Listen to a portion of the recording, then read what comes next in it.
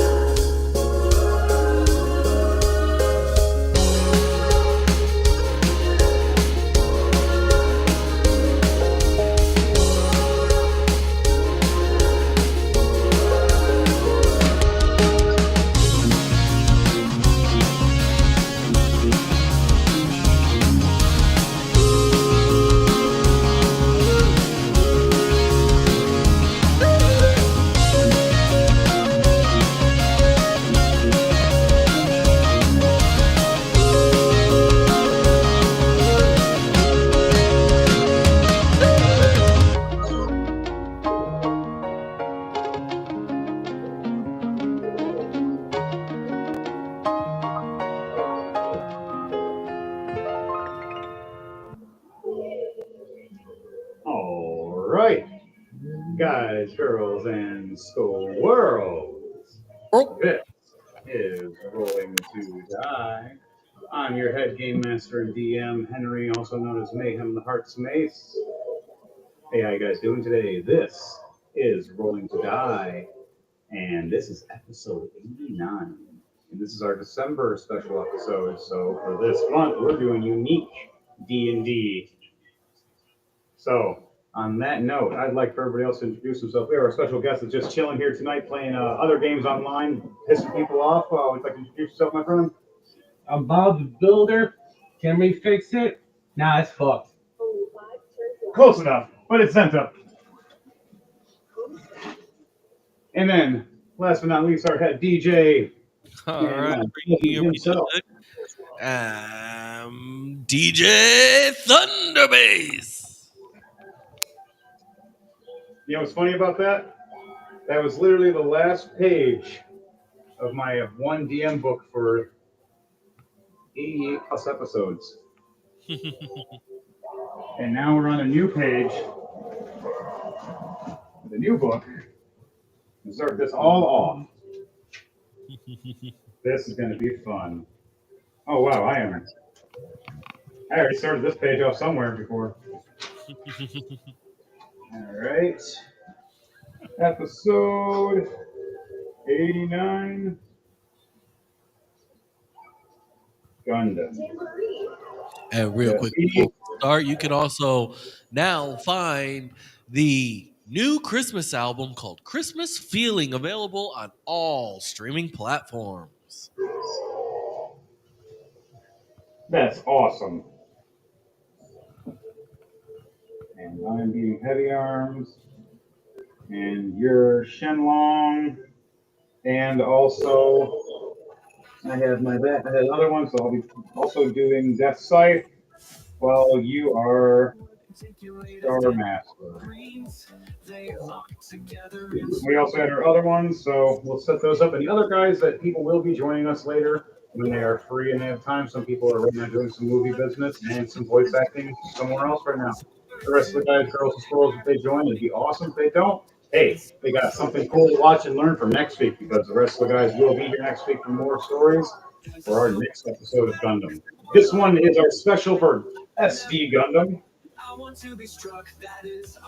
And next week will be our full-on Assault Gundam, which will be actual full Gundam parts and characters. That one's going to be really big, because that's going to be a 2-week special. This one's only a one-shot for tonight, though. And I hope you guys, girls, and squirrels are ready. But before that, does anybody know what we did last week for Rolling to Die? Well, we had a lot of bugs. A lot of bugs. A lot. And at the end, we ended up in the Fey world. Yes, we did. Our whole team and party of the Doom Saints, now called, are now in the Fey realm. There we go. That fixed the camera. Now it looks even crazier. Okay, on that note, guys, girls, and squirrels, this is called Rolling2Die. And before we do anything else, we always start off rolling 2d20 to find out how our days go with our characters and to start off of our pilots. 18 and 8. What was that, 18 and 8? 18 and 8. Ooh, nice. All right, I got to pull a bunch of stuff because for some reason, all my things went to default at the exact same time. There we go. Move all the extra dice. I want my mayhem dice. A 2 and an 18. Looks like we both said 18. Looks like the nice number is 18. The nice number is 18, guys, girls, and squirrels. And I just rolled for everybody else. Yes, this is brought to you by the number 18.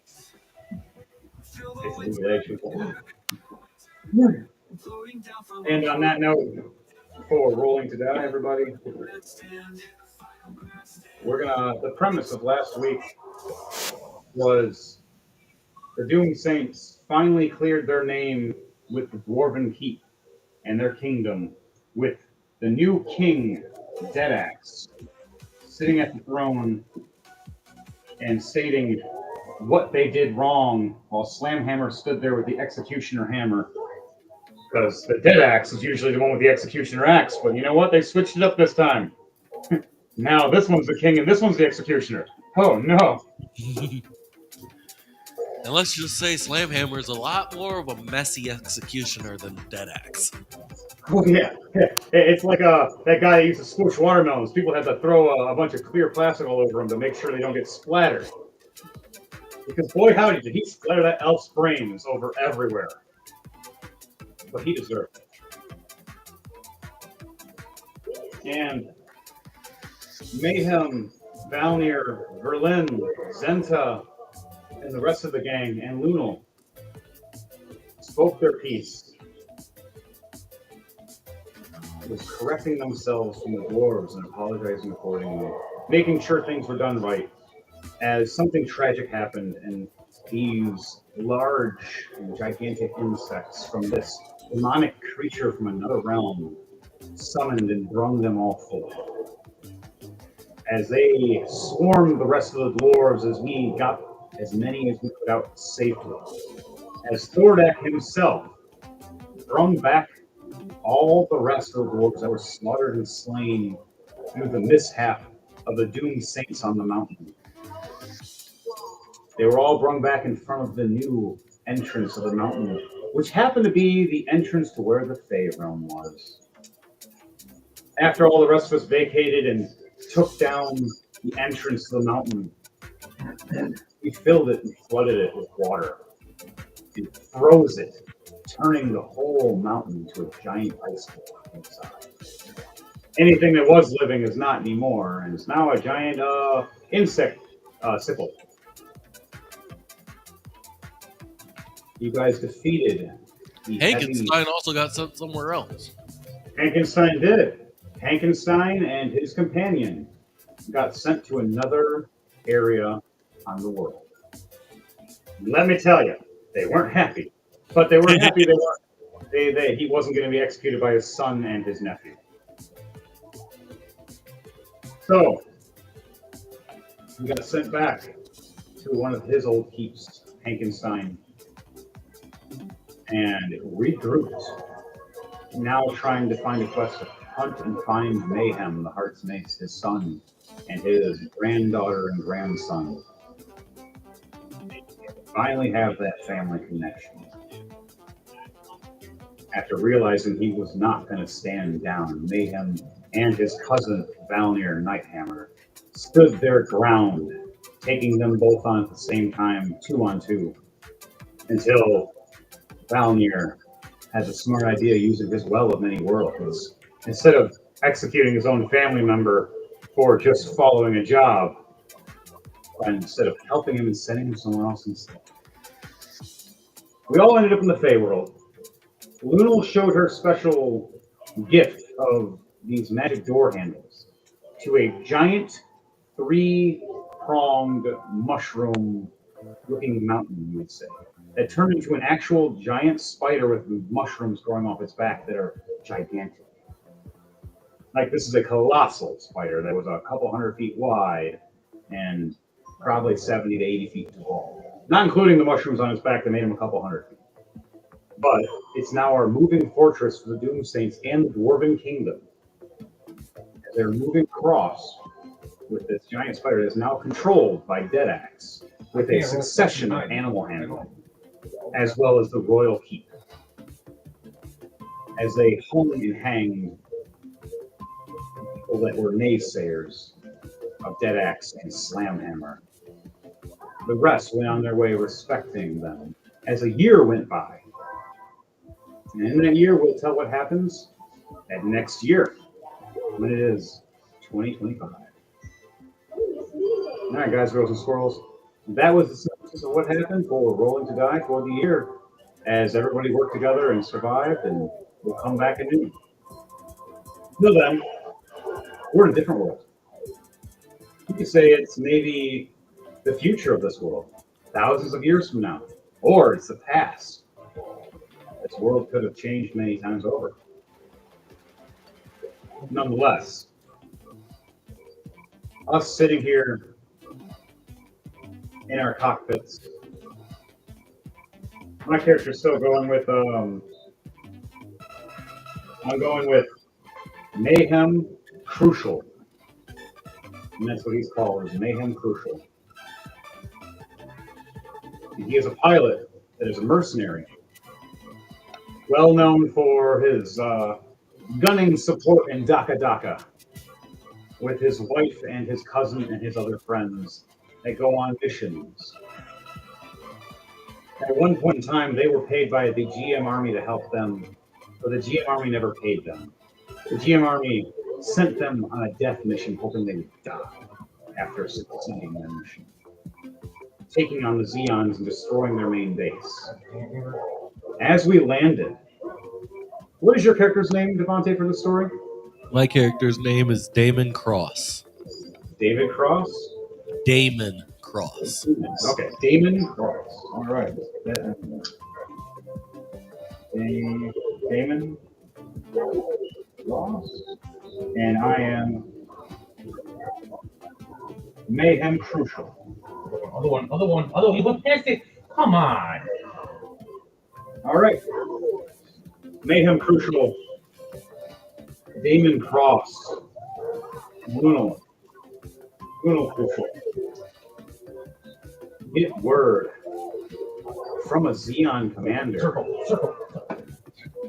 Commander Come on.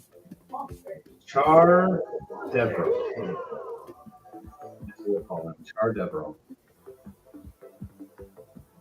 Char Devro's commander calls on a private line to our mobile suits as we're flying and heading towards their Zeon base to eradicate them. We hear Damon, as you're flying with your Shenlong alongside Heavy Arms, Death Sight, we get a call. Now, is your character the one that answers it, or do you want Mayhem to do it? Because Mayhem's the point leader. But I'm the one that sits in the back. I'd say have Mayhem do it since he's the leader of the group. All right. Mayhem answers. Which now I got to roll because your charisma is going to be your communication. Yeah, that's another reason why. With a -1 charisma, I don't think it would be a wise idea that I answer. Yeah, I got a 5 surprise. Wow, that's seven. Wow, I just watched a D20 jump on top of another D20 to get a 7. I've never seen 2d20s do that, where you roll them and one bounces on top of the other one and just lands on top of it. Okay, I'm going to re-roll it. I've never seen that before. I don't know if that counts. All right, 14. 14 plus 5, a 19. We're flying through space. We hear, and we're almost heading to the planet. I hit the speaker, which connects to all of us. They see all three of our faces. See me with a half mask on, half my face. Kind of looks like a gesture. And the other half is my normal face. It just looks pissed off. We look down and we hear from Char Devro. I got word. You're sending to my base. Do you know the GM Army? And you're a mercenary being paid by them. Do you know what your job is? Do you know we have innocent people here in this country? We are a mining colony. The GMs forced us into slavery. Our families are withering one by one. They left this planet to rot, and all they want is the final supplies. But we're going to give them to them. We're going to give them to them our way, the Xeon way. We use that metal to make our own machines to fight back, so our colony can survive. We would ask for you mercenaries to work for us. We may not have much, but we have people down here that are willing to grow and learn. We don't want them slaughtered. You guys believe in second chances. Would you give us an opportunity? As he asks all three of us, what do you guys say before Mayhem answers?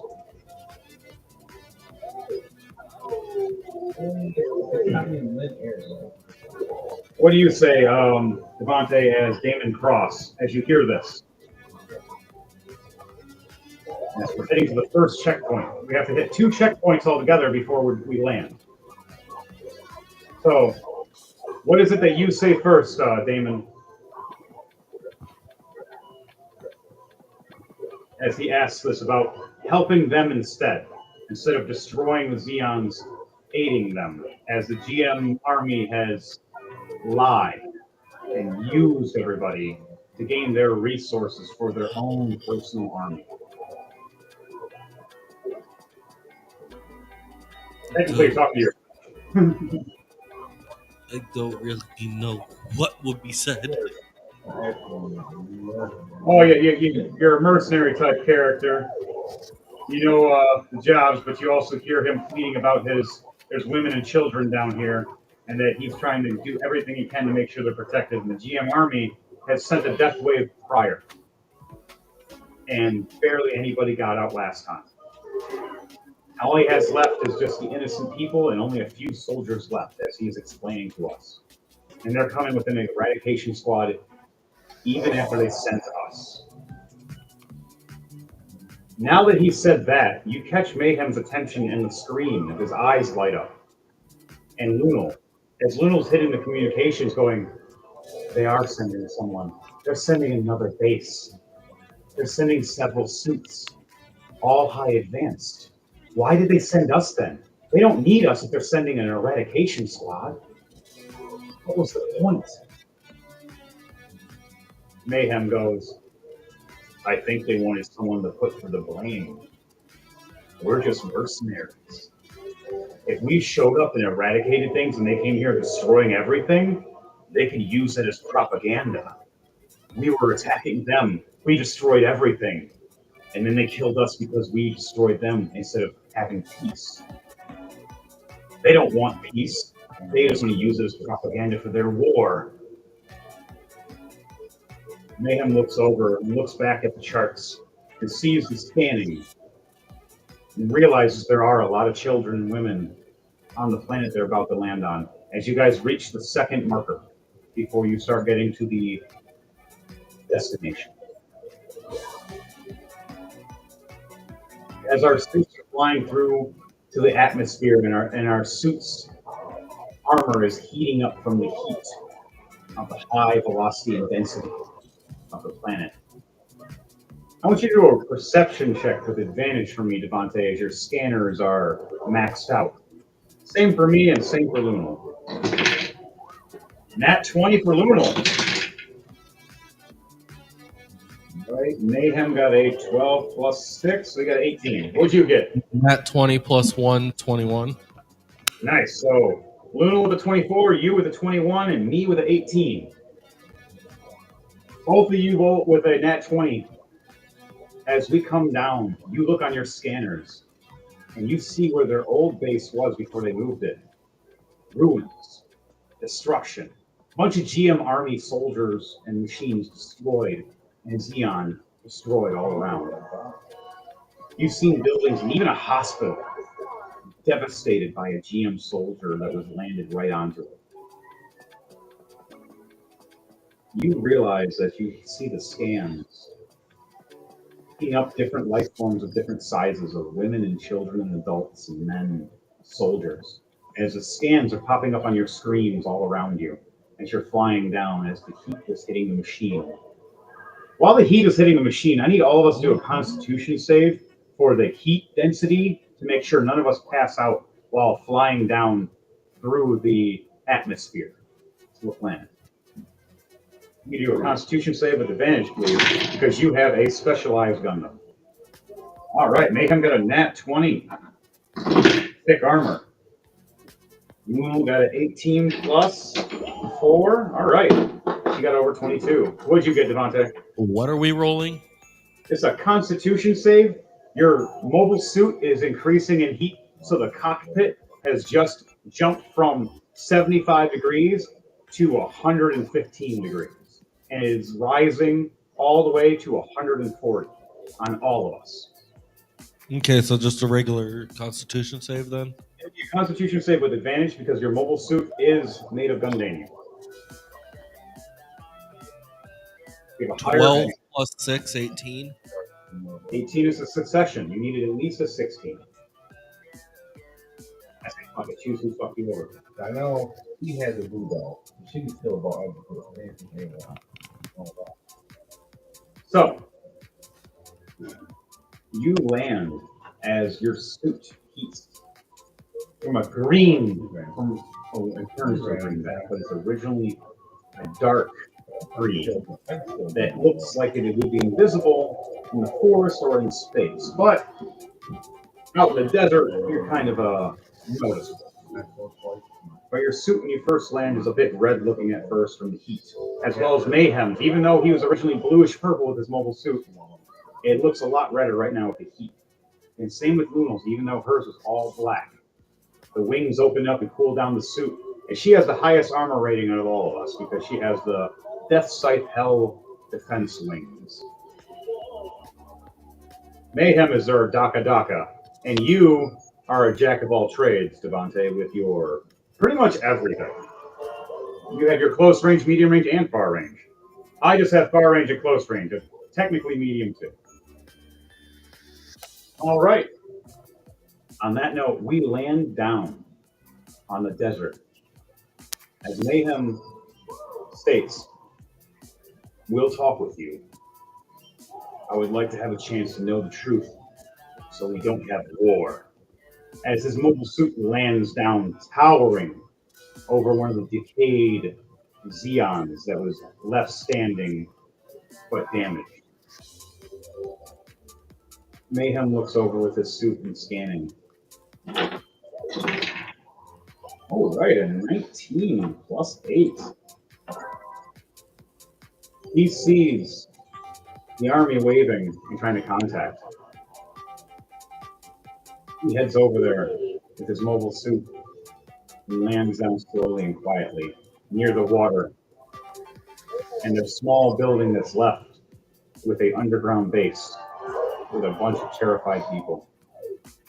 As Char Devro walks out with his red uniform, his yellow symbol on his chest, with his red pike.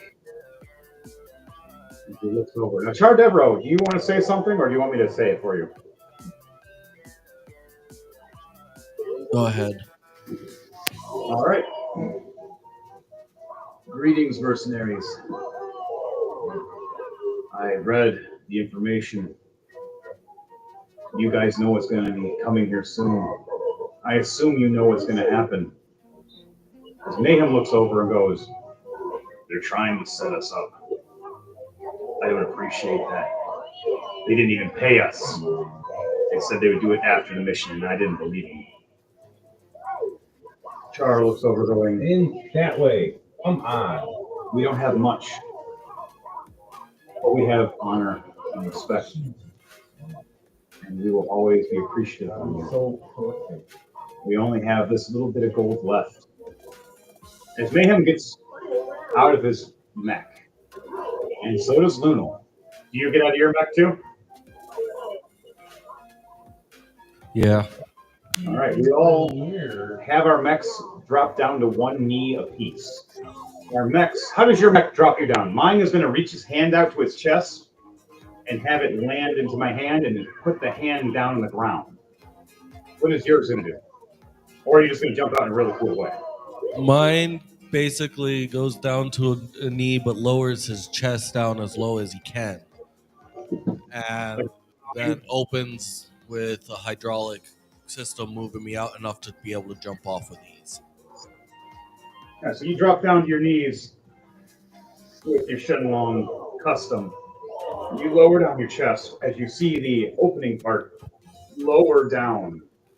And steam and smoke spews out, cooling down the metal around you so it doesn't hurt or heat you up. Lowers down as a ramp slowly drops to the sanded ground for you to walk down the ramp. Lunal, her Gundam stands there tall as both Shenlong and Heavy Arms are kneeled down in front. Deathsight stands tall above both of them with the wings open, covering them, looking like there's only one mobile suit instead of three. Just in case. As her cockpit opens up, and she jumps down with one of the gravity ropes and lands down with it hooked to her foot in her hand as she lets go as it goes back up. All three of us walk and approach Char Devro. Lunal sees Mayhem reaching for the gold. As she slaps him in the hand, goes, no. You know our rules. Innocent never pay. And she looks over and realizes there's a lot of innocence here.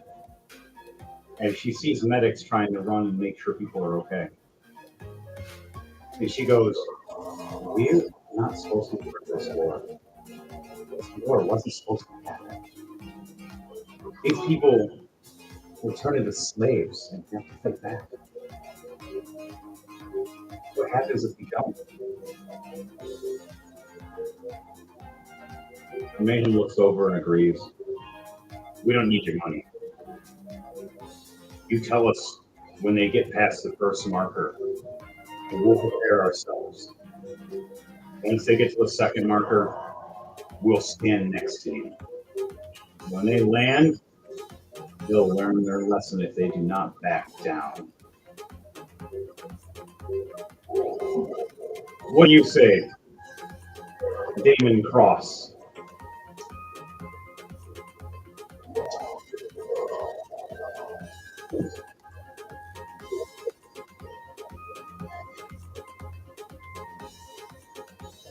Devontae, he was Damon Cross. What do you say when you walk up to Char Devro and to his couple soldiers that are left? I'm confused because I can barely hear it. I don't know what's going on. You can barely hear? A little bit. The background noise makes it a little difficult. You turn it. I don't think that's loud. What are you hearing? You keep fading in and out. Oh, it's because I'm turning my head. That's my problem. I'm turning my head. All right, so you see Char Devro and his there's three of us. Four. Only 4, 5, 6, yeah. 6 or 7 soldiers left, plus a couple that pilot vehicles. They're all patched up and messed up. I want you to do a perception check to see how badly you see his crew. Is that cool water then? Yep. All I have to tell. A 7 plus 1, 8. Fresh. Is that with advantage? That was just a straight one. All right. You have advantage for 2 more turns because we both got an 18. A 13 plus 1, 14. So that one I can work with. For the 14, you look over and you see one soldier completely missing an arm. Like it's just been patched up and it's been like carterized. You see it wrapped up and he says, "I can still fire, sir." That's my jerk arm. Right? That's the arm I got lost. He goes over and goes, "Sir, that's the one. I can still fire. I can still use my eyes. I just can't do the piloting anymore." Char looks over and goes, "Can you pilot the tank? Can you pilot our base?" "Yes, sir. I can push forward and fire the cannon." As he looks over, going, "All I need you to do is do that for Xeon." "Yes, sir." As he runs past and gets into the giant, orange-looking tank. You look over, and this one's for you, Dark Trooper. I know you're listening. You look over and you see this tall, 6'4", 6'5" man. Looks like a giant, like burly bear with a bunch of ribbons on his chest from war. As you notice, he smirks at all of you, going, "Custom suits, huh? I got a custom suit too. It's a dog. And right now it's in the sand until we need it." He smirks and smiles and he goes, "I'd like to battle you guys one day, but I'd rather stand and fight next to you right now if that's possible, please." He smiles, this big giant grin, and these cool aviator glasses shining the sun from his eyes. Wearing a bandana symbolizing his team. Long black hair and a long black beard. You see a couple other soldiers. You see a young woman with red hair, like Mommy Pyro. Angry, looking over going, "I need my 2 soldiers with me. Where the hell are they?" As 2 guys run up, their twins, freaking out and running up to her, tripping on the sand, going, "Oh, here, we're here, sorry." Finally, you see a chunkier man. No, not one more. You see a chunkier man with a big cloak over his head and a big beard, holding a dog. You swear the symbol on his chest is a llama. As he smirks and goes, "I like my Zaku's, and I get my dog in there, and I got all the firepower for us. You need some weapons? I got the weapons. My name's Llama, by the way. I'm here to help. You need any kind of weapons or styles from your mobile suits?" As he looks over at Mayhem's heavy arms and goes, "Never mind. Holy crap, you got a lot of weapons." And he looks over at your mobile suit, Devereaux, or you as Damon. He goes, "Where are your guns? Where are your weapons, man?" As your weapons look hidden. Your mobile suit just looks like a solid mobile suit with a stick until it activates.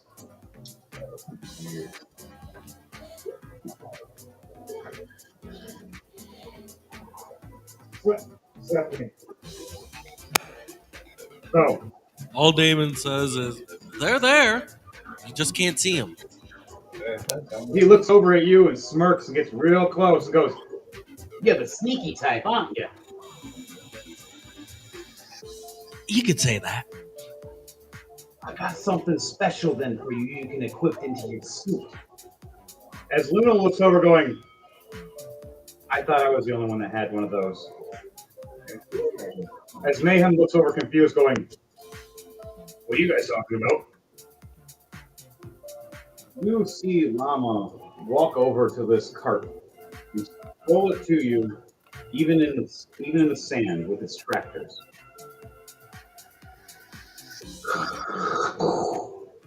He opens it up, this cloth over it, and you look at it, it's an adapter to any kind of mobile suit, a universal stealth system.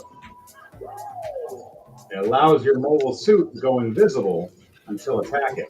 And when someone attacks you, it also gives you a chance to disappear and they can miss you. It's an actual thing that Gundam's mobile suits have. I have in a lot of my video games. I usually give one to your character and one to Lucy's character. So people can't hit you that easy. My character has a zero system. So once it goes to zero, I unload everything on everybody. But for you, he smiles and goes, I think you like being up close, don't you? You're a personal type, aren't you? Yeah. I can get up close, but I can also work from a distance. As he looks up at the dragon arms across your arms and your shoulders and goes, do those extend? Oh, they do more than just extend. As he gets a little closer and starts looking at it, Luna laughs and goes, you're going to get burned if you get too close, honey. He blinks and goes, you have extending hydraulic clamp dragons with flamethrower attachments. Holy shit! And he steps back and actually falls into the sand for a second. His shock of array that you have a machine that's literally meant to kill other mechs and their pilots at the same time. He looks over going, I'm glad you mercenaries are on our side now. Holy crap, my mech couldn't handle that. Even Char Devereaux looks over going, if that attacked any of our suits, we would perish instantly. Mayhem looks over going, yeah, only the very advanced can withstand his hydraulic press with those dragon mouths. Once they bite, that's about it, man. They're hella tight. And then when he really wants to, he'll bite onto you and heat up the middle. And whoever the pilot's inside is going to get cooked alive. And it'll weaken the metal so it can cut you in half. I've watched him do it to several other pilots. I'm glad he's on my side.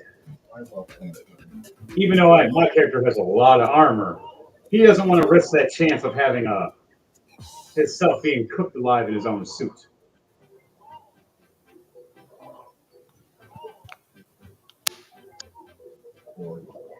Is there anything you would like to do before we go into a turn initiative, Deborah? Not that I can think of. All right, so I'd like you to roll a turn initiative with me. 10 plus 5, 15 for Mayhem.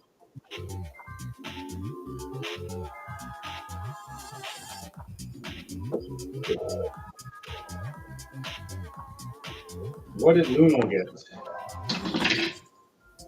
12 plus 3, she got a 15. I got to do rollies with Luna. Luna got a 4. I got a nat 20. Figures I got a nat 20 now. I go first. I got a 20 plus 7, 27. That's beautiful. Definitely going first. Okay. So that does mean you go first for the actions. Char Devereaux walks up to you, Damon Cross.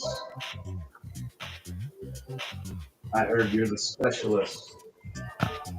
We have support, a specialist, and then just a straight up tank, which surprisingly, Lunal's the tank. Which is backwards, because always Lunal's usually the healer and usually the distance type. But this time, Lunal is the tank. You are the special assassin type, and I'm just the support Daka Daka. He looks at you going, I have a mission for you and all others. Would you like to accept it? As he looks at you with this cold look of fear. Do tell. What is it you need me to do?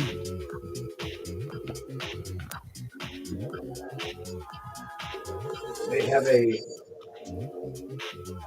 neck, a skull things, dark red, black. They transform into a two-headed dragon with a big green beam that can slice through a whole column. We call it the Ep.89 system. We would drop to zero just like Mayhem's over here and destroy everything. Heard a lot of people. As the big guy, Dark Trooper, walks up, puts his hands on your shoulder, which, by the way, Damon, his hands are so big to you. When he puts his hand on your shoulder, it covers your whole shoulder and part of your chest. And he looks at you and goes, you need someone to cover you? I got some distance and some close range, buddy. As he smiles, Dark Trooper looks at you. What do you say? My Golf custom and your Shenlong custom, while the rest of these guys go for their assault. That should be a piece of cake. I don't see why not. He smirks at you and smiles and goes, I've always wanted to take out that damn base. He smirks. I'm going to do it. And there's a pilot that I've been wanting to take out for years. That damn gun cannon. I'm going to get him for what he did to my friends years ago. As you see Dark Trooper smirking at you with his aviator glasses shining in the sun. I'll leave that one to you then. You have fun with that. Char Devereaux looks at both of you and goes, that settles it.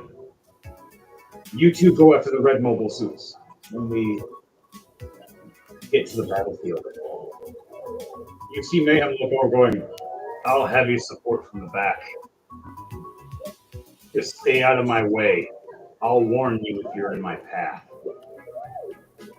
As everybody looks over with the fuck,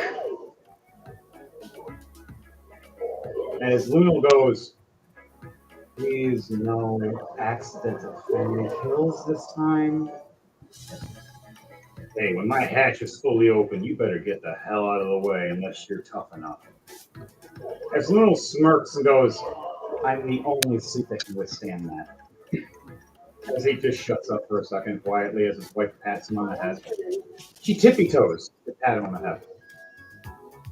As he bows down a little bit quietly. Char is more interested in talking to you than to Mayhem, as he's worked with Mayhem once in the past. He goes, now Damon, I am going to join the field later. I'll be on your guys' side. They are bringing something, and it's 8 parsecs behind their ship. I'm trying to get the last of the, how can you say, parts and scrap that we had from the other machines destroyed, put into this new machine. Once it's ready, I'll inform you. Just clear a path so I can land. All right, doesn't seem like so big of an issue. Should be easy to take care of. He smirks at you and with not a excited look, but more of a, how the hell is he going to do this? Like, it's easy for him. As Mayhem and Lunal look over going, you have no idea what we've done. Just our 3 mechs alone. that's done more slaughter than your army. And he just looks over going, I've heard the stories. I know they're true. I was on the other side of those. But a lot of my men back then. Hey man, I didn't know what side was what. It was my job. I got paid. He looks over going, I hope you know all those people harm us. You killed. Mayhem steps back quietly.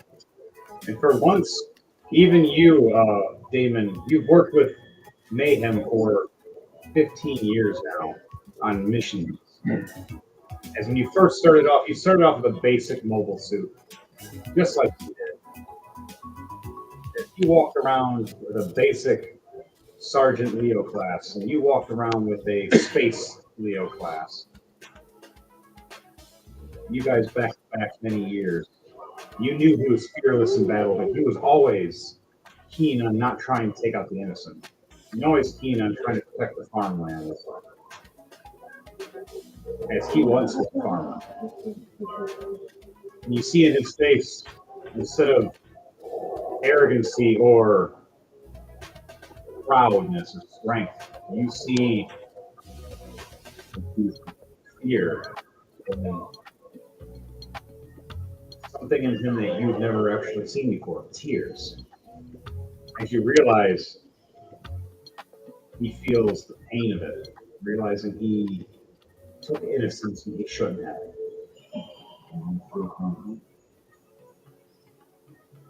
What do you say? Anything to coax him or to help him or calm him down, or do you just stay silent?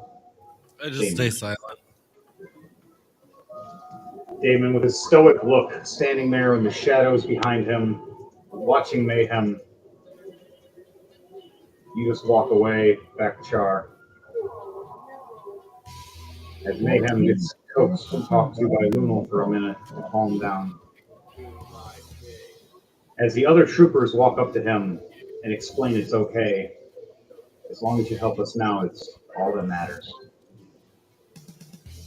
The big dark trooper guy, though, walks up to him and grabs him by his head for a second and lifts him up about a foot. My brother was in that war. Just joking, and drops me. I have a sister. Fuck off. As Mayhem shakes his head, goes, I deserve that. Oh, you got a big hand. And he looks up at his mobile suit and goes, but my mobile suit has more DACA. The Dark Trooper looks over at his mech and looks over at Mayhem's and goes, got a lot of miniguns. Should see my missile pods. Oh. As they brag and boast. You have one soldier, though, looks disgruntled. Like he's been hit in the head and he's not really focusing right. Walking out of the medic bay. I want you to roll a perception check to see how much you see. Devontae. And this is still with advantage? This is the last room advantage. All right. 13 plus 1, 14. Okay. 14. You see from the sleight of his hand reaching down, unholstering his pistol. Hand over one eye as you see it wrapped over with blood trickling down like he lost his eye. Shaking his head and trying to point it at us. You and Lunal see this as Mayhem does not, as the gun's being pointed right at Mayhem. Is there anything you say or do or react in the time? You have a pistol on your hip as well, and a shotgun on your back. Yep. And then you also warn somebody, and then there's Lunal as well. I'll let her react after you, because she rolled lower than you. Okay.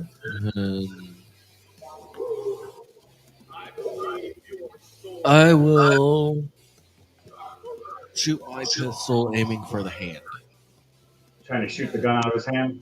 Yeah. All right. Roll an attack with advantage. You're catching him off guard. is fixated on shooting me in the head as I'm about 15 feet away, and he's just raising his gun up, walking off, and all messed up. I'm not looking. 15 plus 9, 24 to hit. 24 hits. AC with a 19. Right when he goes to pull the gun, even with the increased AC to being a 21, because you're precisely choosing something to hit. You shoot the gun right out of his hand. How do you shoot it? How do you explain how you shoot it out of his hand? Does it fly up in the air? Does it shoot to the ground? Does it explode and blow up his hand?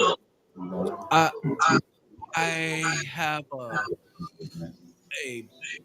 the holster I have would be open ended, so the barrel would still be exposed. Now you're doing a hip shot. Yeah.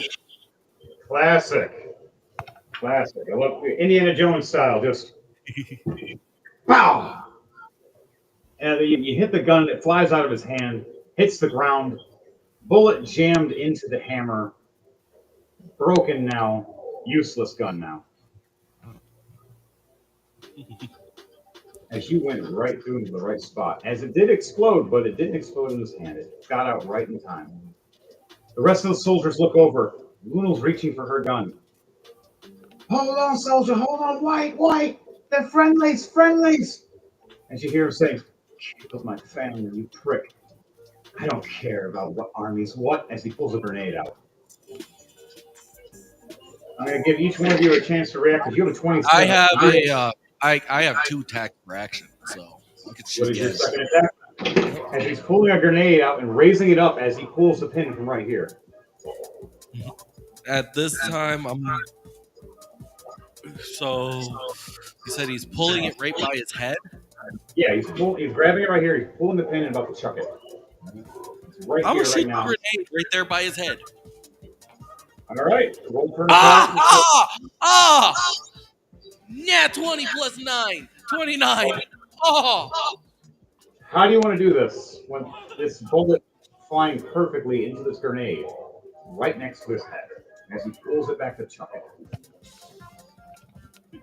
So as I see him do that, it's like I quickly unholster it and I'm like, no, you don't. Bam!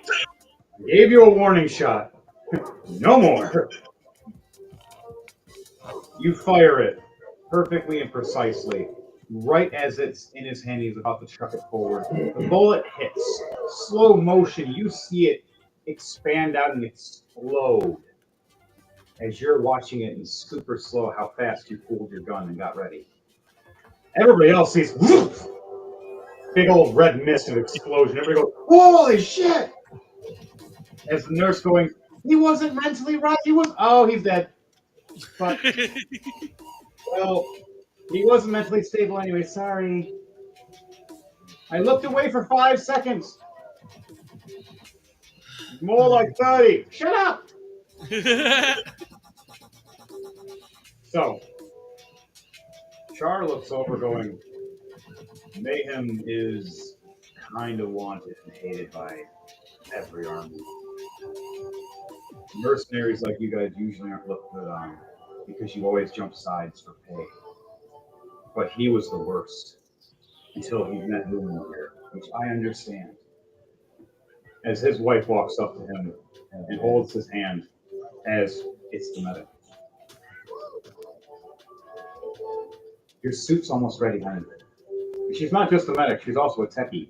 And she goes right back down to the other door instead of the medic office and heads downstairs to finish the last parts of the machine that needs to be done.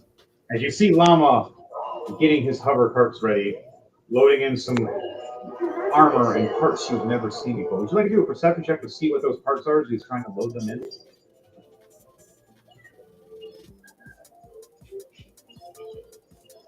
Mayhem's going to look as well. A 10 plus 1, 11, so I pretty much just hit my passive. Okay, so you just see him strolling carts. That's it. Yeah.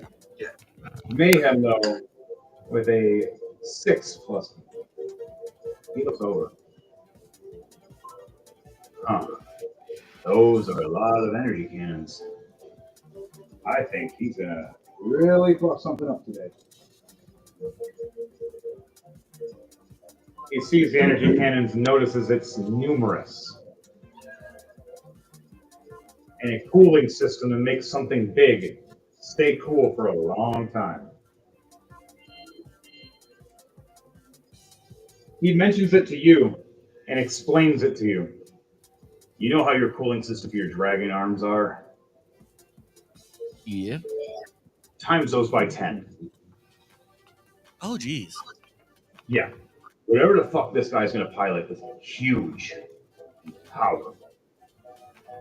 He took the scraps of everything here. I think we might have a winning chance then. Also, whatever the fuck it was would hurt if we were fighting it, as he states. But we would have got there early and just murdered everybody before we had a chance to use it. So we chose the right path, though. You hear a warning sign all around all of us.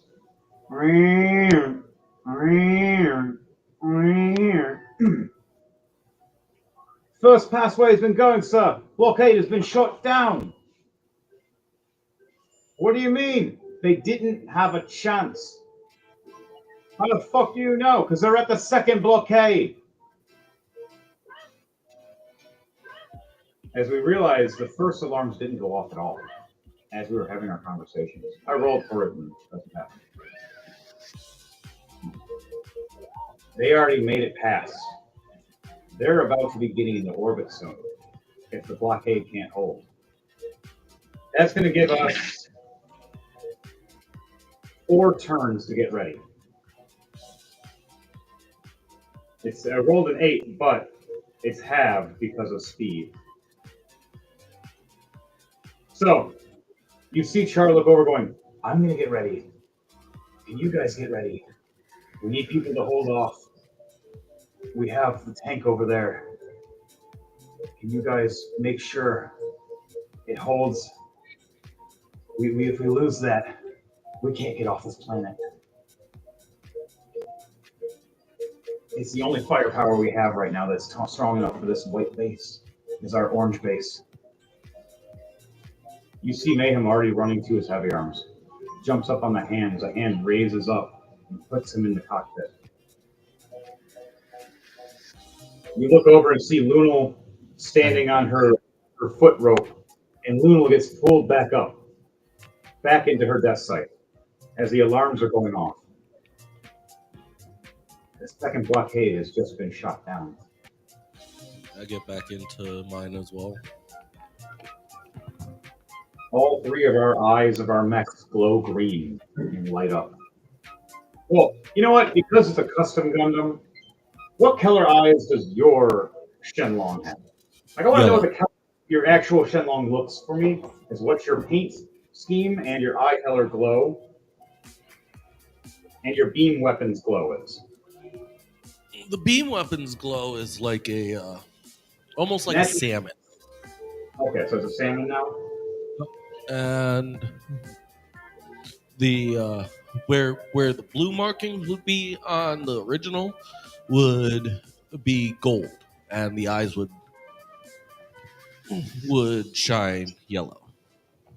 Okay.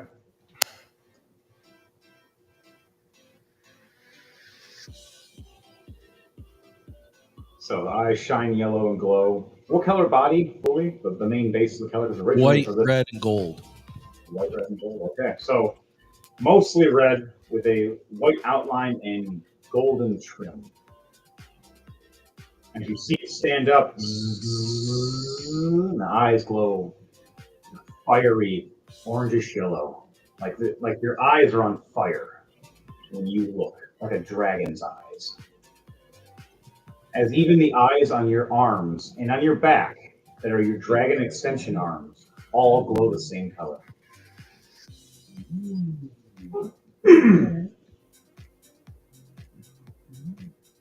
Lunal opens up her wings even more as the black and green outlines show. You see the green eyes glow more as her sight ignites with a green beam. And on her arm, you see small shotgun-looking guns on the arms built in, just in case for a little bit of medium range. And she still has her shields that she can shoot at people with their beam blades on them.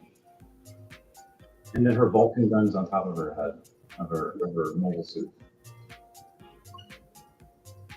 Mostly how you see Death Scythe is all black, but this one's really black with the green outlines and a little bit of silver. Glowing green eyes. As when it opens up its wings, you see it kind of shimmer in light for a second like it was invisible.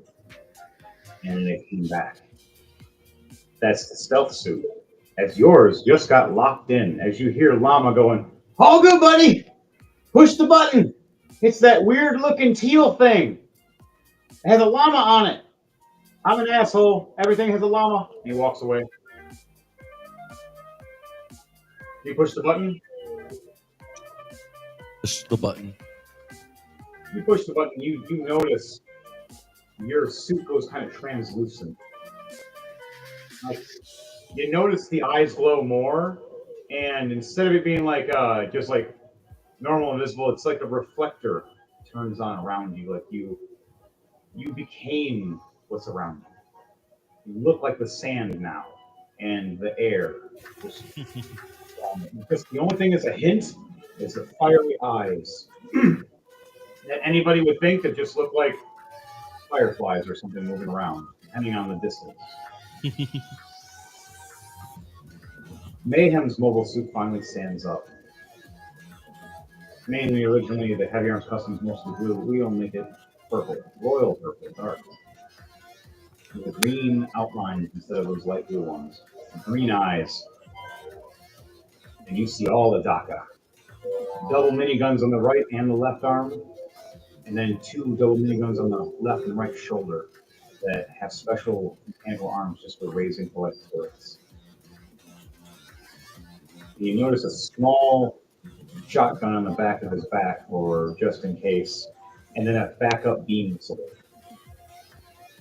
which glows purple.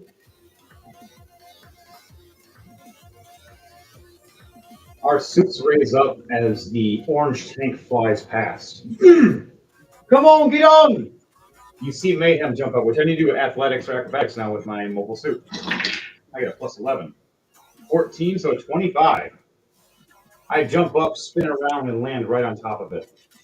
Weapons all out, target system open, and specialized mask goes over Mayhem's heavy arms suit as a half-clown mask, targeting everything. Where do you position yourself? As it is on the map already, on the left? Or, sorry, that's the right side. Where I'm pointing, or or do you want to put somewhere else? Because we have 3 mechs in front of us. They're heading forward. 1 inside, which is Dark Trooper. And then we got a plane flying right above with our tank. And we have Llama. Be right where you've got me set. All right. We're going to be moving through the sand, heading to the destination of war. Whoa! We're going to be doing survival checks to see how successful we get there by how speed. What is Mayhem's survival? First one's a 12 plus 6, 18. Okay, 18. Success. Oh, wow. Mayhem and Luna both got nat 20s. Nice. I rolled the green and the purple dice, and they both rolled nat 20. That is beautiful looking. And they're the eyeball dice, too, so they're both looking at me. We succeeded, but what about the rest of the crew? 2 of you failed. Oh, those guys failed. All right, we just barely succeed, as most of the guys failed except for the tank and us. And our trooper, he succeeded.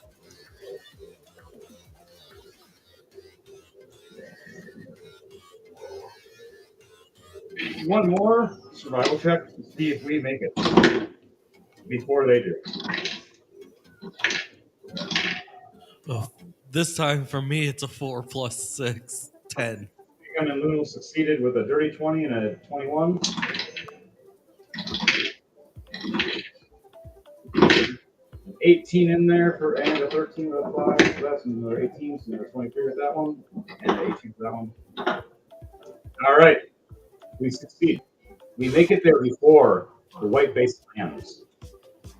We have time to prepare. We have 1 turn to prep. What do you want to do with your Shenlong the prep. Mayhem is going to stand on top of the orange base and load the guns, and he's going to aim his targeting system up in the air. Right when he sees the white base, I'm going to give a hatch full open, and I'm going to just dock as much as I can the first 10 seconds. Unleash my payload and hit the reload. What are you doing? Alright, I'm going to.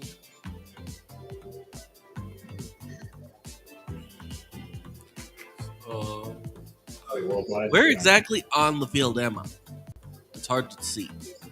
You are the far right character. Hang on, where's my laser? Laser! Let me go get my freaking laser.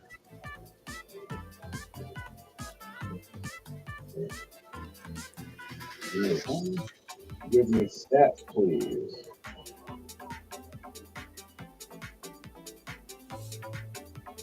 There's the laser. Okay. You see the laser?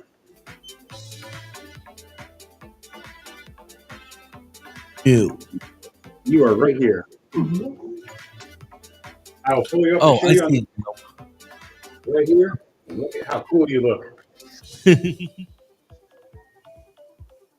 It's the original look of him when he is Shenlong on this waltz, which is technically Ultron for some reason, but it doesn't make sense why he changed his name twice for some reason. We're going with Shenlong because Shenlong was the original. Plus, it sounds cool. Okay, so We'll copyright to that. So yeah, you're right here next to the base. We pull in. You see the front hatch open up. You see Dark Trooper pulling out his custom minigun with missile launcher at the bottom. Kind of like a grenade launcher and a minigun connected. You see a saw connected to it as well. So just in case someone gets a little too close, he turns it on. In his right hand, he has a heat sword. And he also has his extension whip to pull you in or zap the hell out of somebody. And a couple extra missile pods on his legs for fire. But for you, you're positioned in front of the orange base right now. You like to be set up near a rock or behind the wall? I was going to say I'd like to go up towards that wall. Right. I'm going to stay on the ground for now and not hover until it's time. Yeah. You stay on the ground and do a stealth. I want you to do a stealth check for me. Because of your succession of making it and your suit having a stealth suit, I want you to do it with advantage, please. Oh, so a straight roll for me. Yep. Because I have a natural disadvantage with stealth. Well, then straight roll it is. 7 plus 7, 14. Was it what? A 14. 14. You can still kind of be saw and seen, and their scanners will pick you up once they get close enough. Right now, they don't, but they will. You feel, your character, though, feels like you're stealthed out right now. Now, do you want to have a weapon ready just in case? And which ones would you like to have ready? Your Vulcan guns on your head, your dragon arms on your back or your arms? I'm going to have the Vulcan gun from the Trident. All right, so the Vulcan guns and Trident ready. You have your Vulcan guns right at the top of your head of your mobile suit looking around. The second wherever your mobile suit looks is where you can fire. And I'm going to go to the other characters for 1 second before we have the first scout land. I can't think of nothing else. Ooh, nice. 19 plus 6. So Lunal. It's a sad little song. Puts her wings over her body. Hides in the shadows, disappears.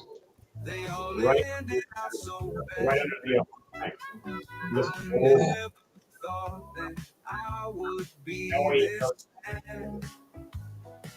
the three suits ahead hold their position in front of the tank's defense. All right, they succeed locking and loading their weapons. Let's see here, good man. 15 plus 6 at 21. Good job. He is loaded and locked and loaded. Now for the tank.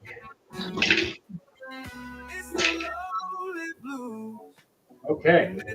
3 successions and 3 failures. There's one guy left to tie it. Past 16. Tank loaded, the cannon's ready for fire. But 3 are going to have an issue. One rolled a nat 1, the other one rolled a nat 2. The last guy, he fell asleep.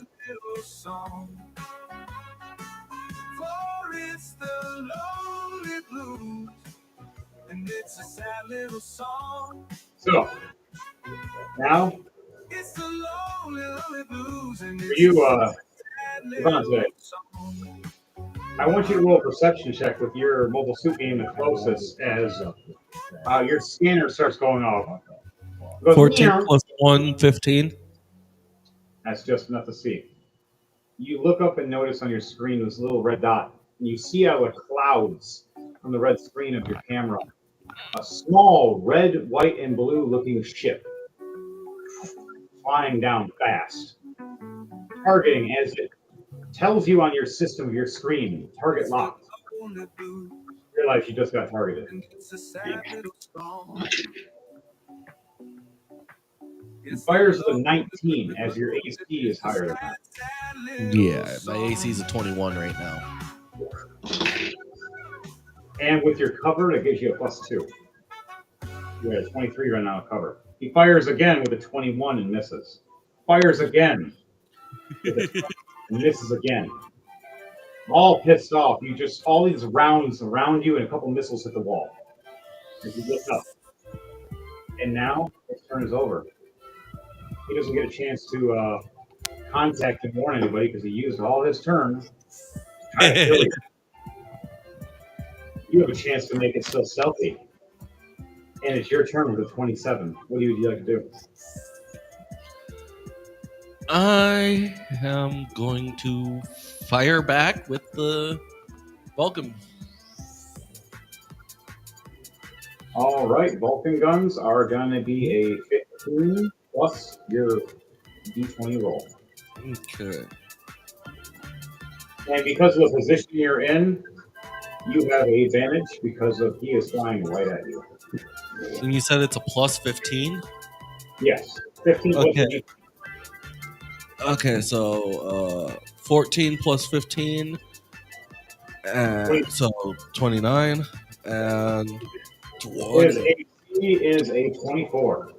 Very fast. And nat 20 plus 15, 35. How much damage for both of these? As it'll be, you roll a d20 for the gunning, and then you roll a d6 for how many times it fires. And then after that, it'll be a plus 10 per round. In the d6 that you roll. The first d20 was a 16. Okay. Second one's a 12. All right. So both of those get plus 10 for rolling after your d6. So roll 2 d6s because you fired twice. And one's a crit, so it's going to get double the damage. 1 and a 3.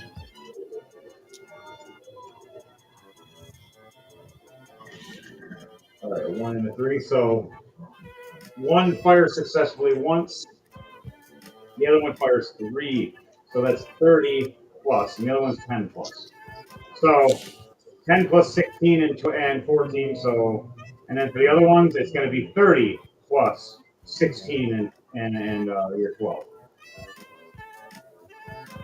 So, first of the night, how do you want to do this? As you just shredded this fucking plane coming at you and your Vulcan guns going from each time, just right into the windows of this guy. And he's just flying and going, I'm going to get you. And you're just, how does it look? How do you do this? I pinpoint the location of where I saw those the laser's coming from, and so I just aim right in that exact direction and just go, eat this. Fire. You do that, you turn in your cockpit, you pull the trigger, and it stakes fire right on top of your screen as your Vulcans just boom, boom, boom, boom, boom, and you can feel it in your suit. Even though you're in the middle of the suit, you can feel these guns firing off on the top as they're high calibers. You purposely were given bigger calibers for your bullets on your guns and rounds and for your barrels because Mayhem upgraded you a little bit higher because he was like, you only have these for distance. I'm giving you some good shit. They ripped right through this. What's the last thing this pilot sees before he dies? What do you have him see? When he sees a bullet or a shattered glass or an explosion? How do you rip his plane up? Well, since since the invisibility stops after I fire or attack, through the broken glass, he just sees my mech waving at him as he dies. What the? Yeah. The devil will trip on him. Deserve. So, you watch this plane. Now I gotta roll to see if the plane's still gonna crash into you or not, or crash the ground.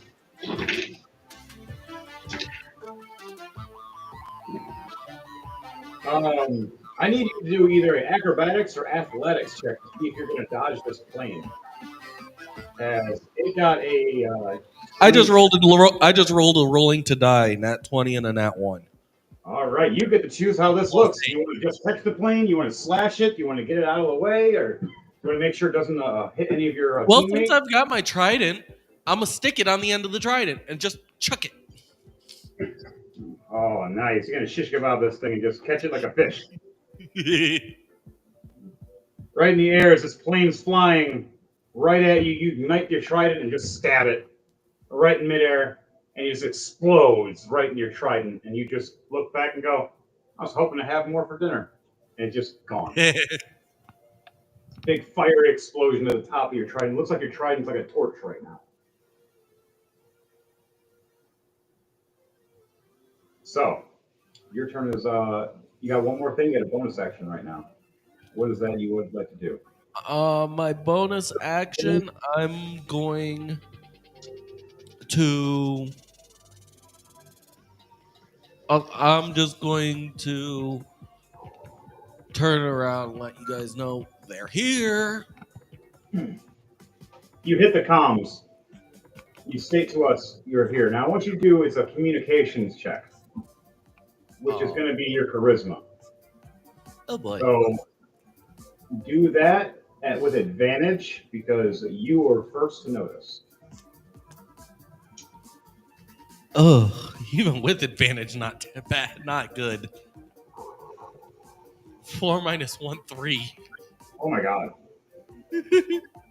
So that works good into my story. You hit the button for communications. Right when you hit the button for communications, your communications array screen goes. Everybody's. As we all get silenced from some kind of radio signal as the white base comes down from the clouds with this AOE effect, cutting our radio communication, and we have to use walkie-talkies now, which you, me, and Luno have. The rest of those guys have for themselves, but they're not connected to ours. You. So you have a walkie-talkie to your left of your hip. You want to grab that and communicate with me? Yeah, I'll do that since main comms are down. All right. What is your character state and how do you feel? Like, are you frustrated? Are you freaking out? Are you surprised? Well, this is unfortunate, but it looks like they're here. It didn't take long, but they're here. Mayhem. I hear you. Roger. Scanners checking. Oh, shit. It's a Gundam! Gundams! What? There's a shitload of them!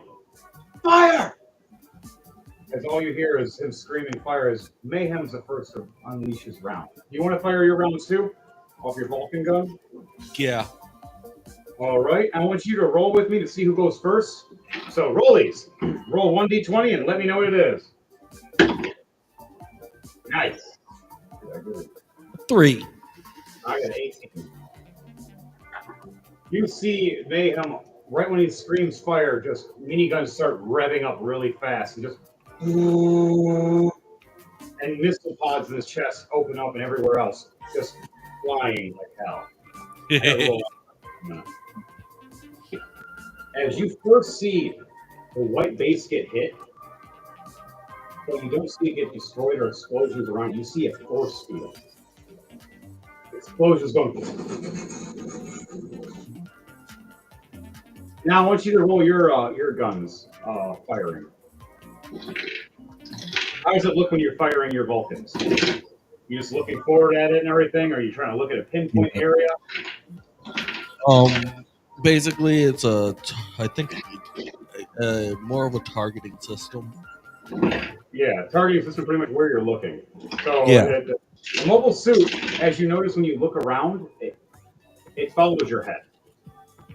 When you turn your head in the suit, when you're in the cockpit, it follows and turns its head for you as you're looking. So where you look up, it looks up. So you see this white base coming down. You can see a wall of fire as it's flying through it. And it finally comes landing down as you're just going taka taka taka taka taka right through. I want you to do a perception check for me with disadvantage because of all the cloud smoke and everything to see if you see your target while this is going on. And you said it's with disadvantage? Yes, there's a plethora of cloud smoke and hail of fire coming from right above me. And then you want me to roll the gun attacks? Yes. And I got to roll for tank stuff because Mayhem did. I rolled 2 11s, so 11 plus 1, 12. All right, now roll 2d6s for me. A 1 and a 5. You fired 6 times. That's 3 each barrel. And just, well, technically 6 each barrel you're firing. Just you unleashed as much hell as you could. And it's a 14 and a 20. Plus the 15. Okay, so you sitting there. I don't know what it is. It likes that number. 67 damage for you, and I did 242 damage. But it was just the shield. We didn't hit the targets. The shield, though, is flickering horribly, though, as it only has 500 health. And we just wrecked over 300. And just saying hi. And that's not including, I'm not done yet. We still have the tanks. They still got to fire. We still got Llama. It has to fire. And Nami Pyro. Hits. Miss. One random missile from Llama. You just see this fly off out of nowhere and just hit the ground and blow up.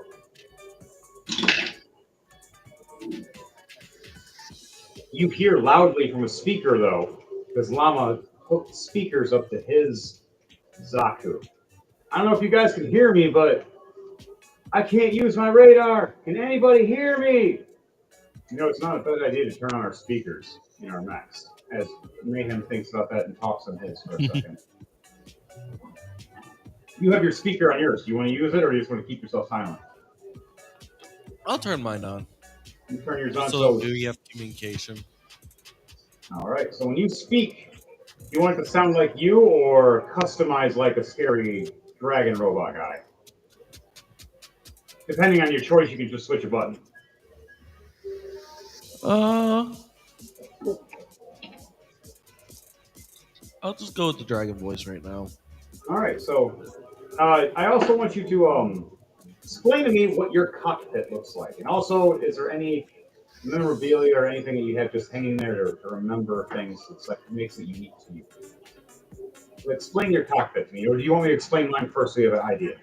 I'd say explain yours first so I have an idea. Otherwise, I'm just going to say a basic. Yeah, I got it. So, standard.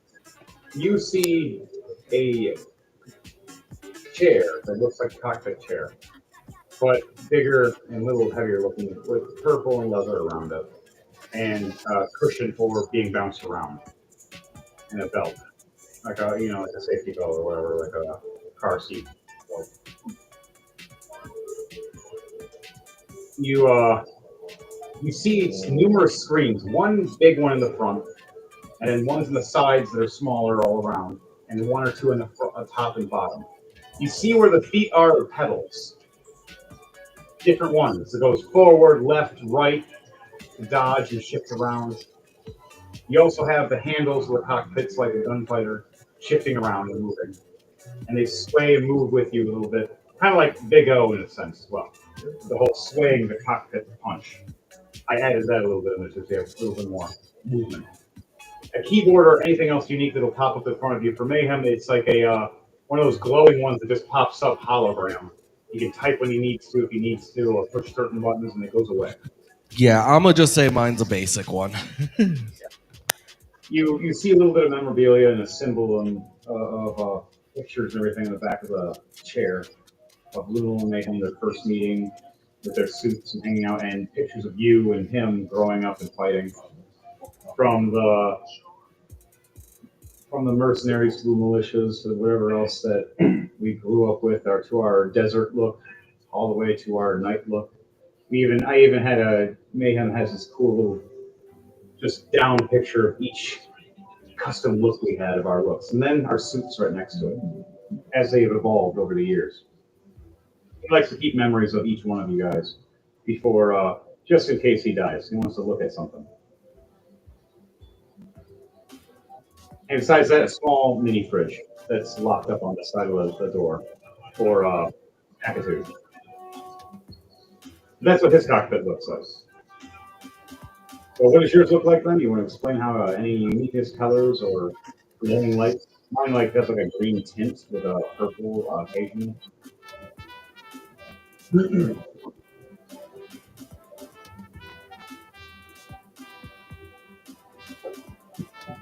What would you like to explain for yours, Deborah? Your contact.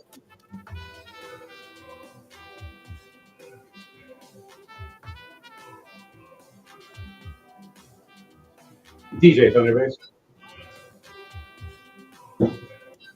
Thinking, I had to go do something for a second. He'll be right back. On that note, What's up? I was asking, what does your cockpit look like now after explaining mine? I said mine's just gonna be a basic one. All right, so in your basic one is just mainly like a green or gray cockpit chair. Yeah. Black, red buttons. You have a keyboard that sways around in front of you and then sways back so you don't fly into it or hit it if you get jerked around. You get a seatbelt lock. It's kind of like a NASCAR seatbelt lock when in the harness, where you don't get thrown around if your Gundam goes upside down or something. You have all your screens. You have one that's purposely cracked, like a memory.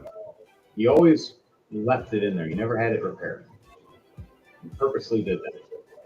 As one battle you had many years ago reminded you that you needed revenge on somebody that almost spoiled your suit and almost killed you. Someone in a suit that they actually just asked you to fight. One of them. And the other one looks like an angel, kind of like Zero. You've always hated Wing Zero, and you've wanted to cut him down for years. Finally, you know he's on the ship. You finally get that chance to replace that window, that screen that's damaged. If you take him out. You look back and only have a couple of pictures in the back of your seat. And it has the basic survival fridge, the smaller than Mayhem's has. A couple of drinks in there, a couple of survival packets and food. And then also your holster for your gun and for your spare weapons. And a sword, and then your staff. And amongst whatever else you put in there that you like for sharp objects to help people with when you jump out. 2 grenades are in the back too, just as backup for you, but they're locked up in a certain case so they don't bounce no boom. They're unique type anyway, so it's hard to turn these ones on. You know how. That's what yours looks like. Lunal's is mostly just neon green with black. And just little lights of purple hearts occasionally float around. She has a similar screen set like how Mayhem does, so just different color. And then has a hollow board like he does too. More advanced. Hers is probably the most teched out of everybody's and the most durable, as her casing is more thick, harder to break through, which is a special cooling system, so she can't be overheated. Each one of us has to. But within that, if you're noticing and doing what you need to as you're firing your guns through there and seeing in your cockpit, you look down at where your pedals are to move forward and move back and side and side. You see the ship finally land in front with dust, sand everywhere. As another one of those pilot ships you just gunned down flies down as a scouter. The sides of this giant white ship open up.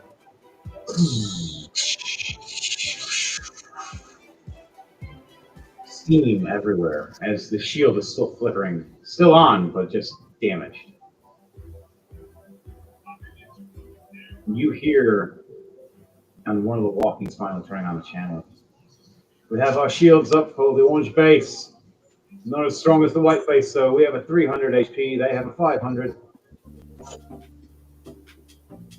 We have plenty more ammo than they do when it comes to certain firepower, but they got some beams that can just ruin our sky split. Watch those heavy cannons on the side. They're a big target. They're missile pods, but if they're heavy beam cannons on each side hit us, we're kind of screwed. Think of Wing Zero's cannons on doubled on each side of the thing. Ship cannons are pretty damn powerful. So it lands down in this dust storm.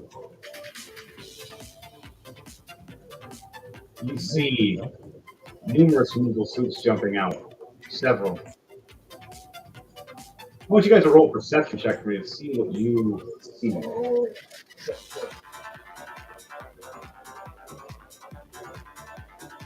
So roll a perception check for me, Devon. 21. All right. 21, you said? That's a nat 20 plus 1, 21. Nice. You see all the things. Nice. Lulu got a nat 20. Yeah, finally. Right? Mayhem got a 19 plus. Let's see that. All right. 4. All right, good. 23 for me. You see your target as you were asked to take out. Red mobile suit, black and red. Glowing green eyes, green, wide, long, bladed beam energy. You see another mobile suit on the other side. Your formidable foe as well that you've hated for years. It almost took out your Shenlong years ago. You see Wing Zero. Instead of being angry, though, you smirk. More happy than usual, knowing you finally got the upgrades you needed. And it looks like he might have had a downgrade. Because the last time you guys fought, you left his mobile suit in shambles.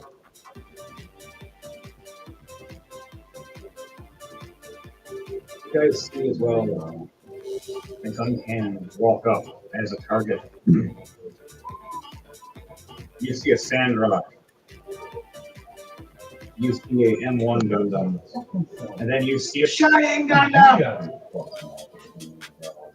believe there's another one over there. Yep. And then you see a horned Gundam.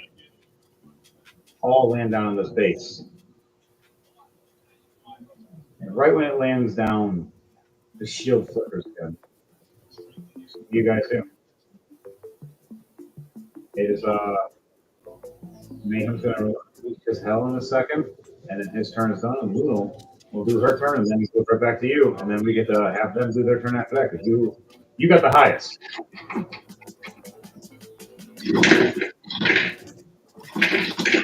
Okay.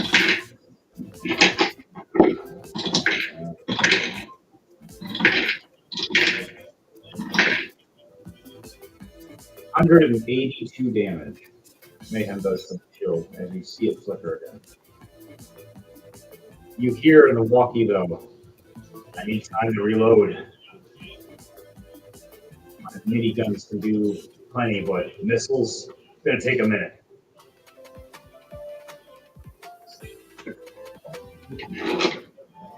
So he's done with his turn. Loon comes out of the shadows and pulls up forward and gets ready to go jump onto the white bridge. Finally, the orange tank fires. Ooh, 18 plus 10. 18 plus 10. That one, uh-oh. 16 plus 10. 14 plus 10. And then final hit. That one. You see this thing firing barrages. Missiles are flying out like crazy. You see energy weapons firing from the top cannons. And then you see the shoulder cannons just firing machine guns fire like nuts. Hitting over 89 damage for the first wave. As the big heavy cannons turn to go and fire, something happens. You see it ignite and blow up the first cannon. Only one now works, and then get it repaired quickly.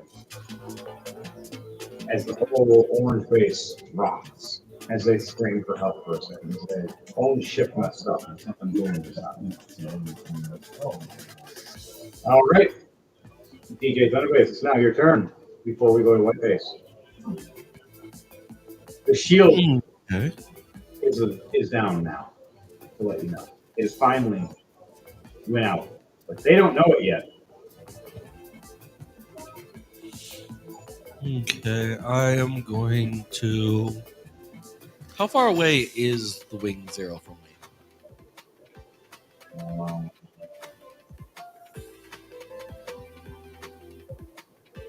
100 yards. Maybe a little more, give or take. Oh, I've seen in Gundam form that'll be you can move probably out. You double your speed, you can reach it. Or if you use dragon arms to get to them, if you get half with your normal speed, you get halfway at least. Yeah, because my character's speed is 30 feet. Yes, but that's your character, not your mech. The mech, I know the stats of that, and I'll tell you the speed. So for him, like 40, like 40 yard plus, nothing. Because they're 100 feet tall. Distance is a little different. Yeah, because I wanted to do a dash and slash, but I wasn't sure how far. You can make a dash and slash, but I have to roll for acrobatics to see if he's going to be able to dodge this and block this if he's hitting you or not. Now, are you doing this stealthily, or are you just doing this straight up charging? He activates his boosters and dashes. All right, you're not using your stealth? Mm-mm. Not right now. Nope, you're just going enraged. Right at him. Full front, like forward, trident forward, like stabbing motion. 21 to hit. 11 plus 10, 21 to hit.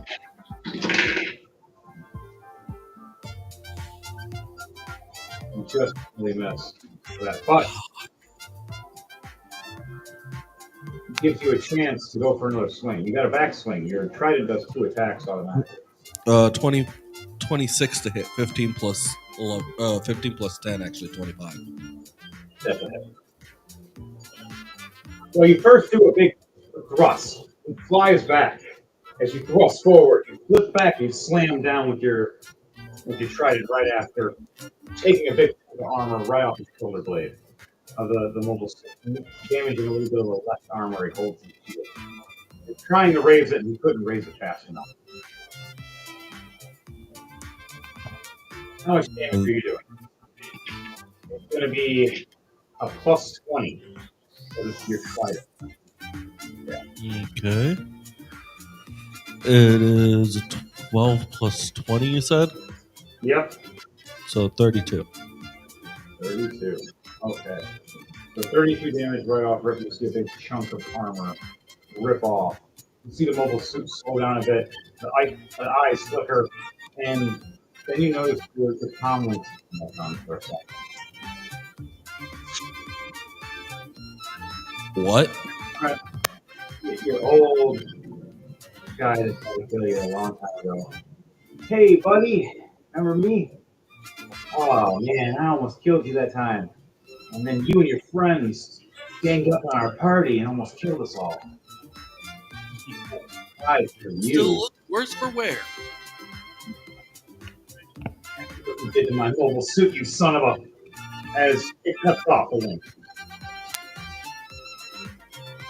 You see his blaster charging up.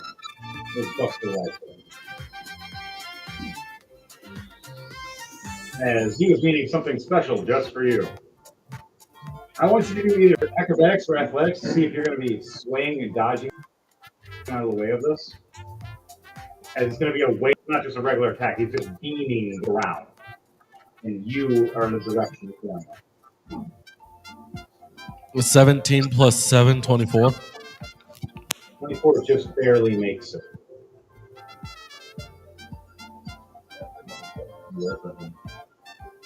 But you just barely make it out. How does it look for you? You dodge this big, like orangish red beams scraping against the ground, trying to hit you as you fly past them. I flip over it. Flip right over it. Just use your boosters. Yep. If it's going along the ground, then I basically just use my boosters to do a quick flip over it as it sweeps underneath me. Do a barrel roll. James almost did a barrel roll. All right, so you're here. You did a barrel roll. You beamed the ground, hitting the bridge. Rule is here now on the bridge. They have moved forward, holding their ground, getting ready to fight. This one shifts over here with this weapon. This one shifts over here waiting. Tank raises up.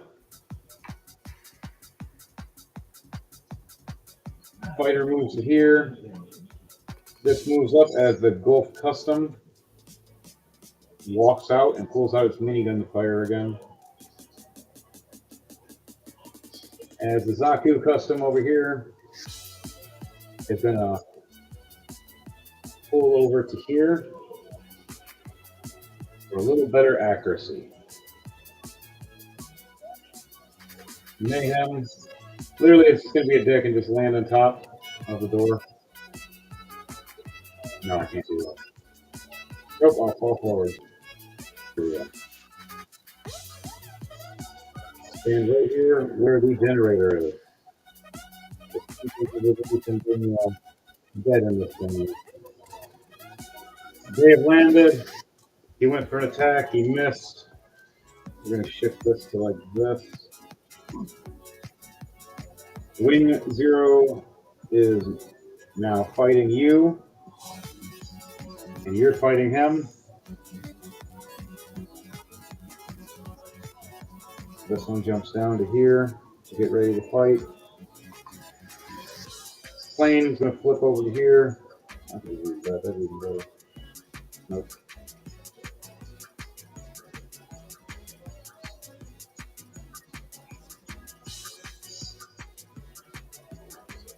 As their extermination squad is starting their roundabout.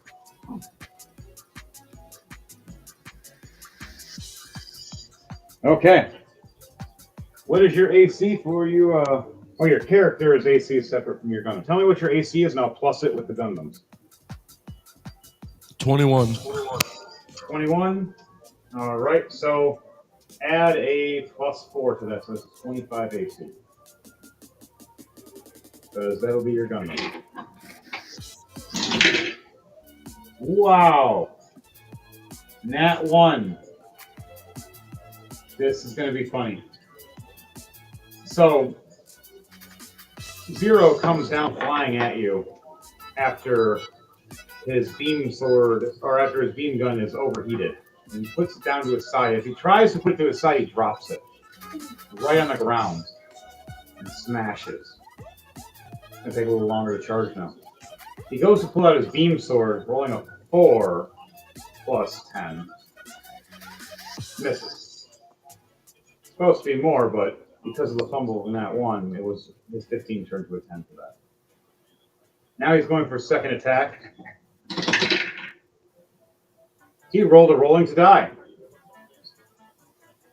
Wow. You rolled a nat 20 and a nat 1. But he had disadvantage because you have your stealth shield. Oh. As he goes to strike at you, you just disappear. How does it look when you do it? Like, explain to me how you disappear when the blade is going like this across, like an upward slap. It's basically going to be jump back as I make the Gundam throw up peace sign as I just go invisible.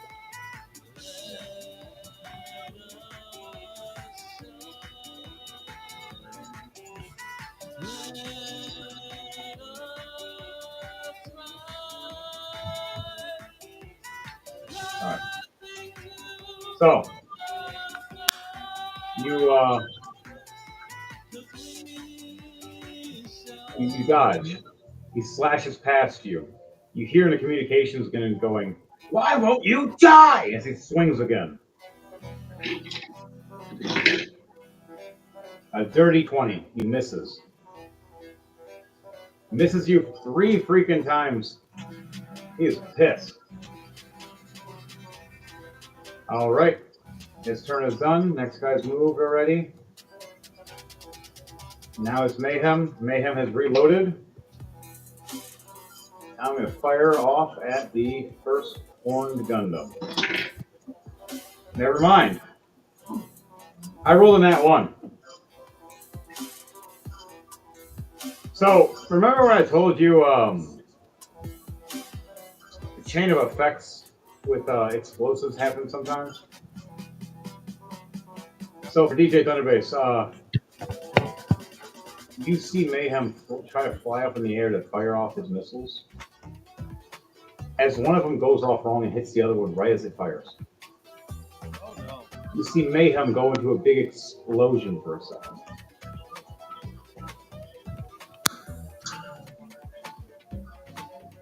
Mayhem's mobile suit falls down a little bit. He barely, let's see, does he catch himself?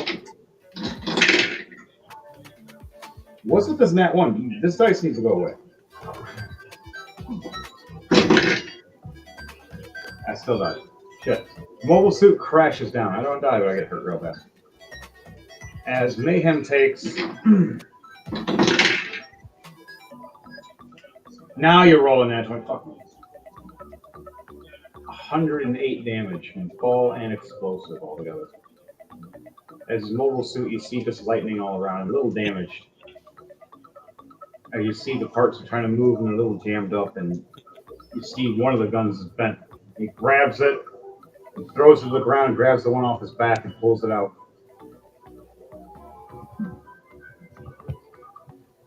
His turn is done. Lunal moves across the bridge more and attacks right at Wing Zero, right while you're distracting him. She's stealthy right now. 12 plus 15, 27. She just hits. And then a 12 plus 15 again, 27. Oh, damn.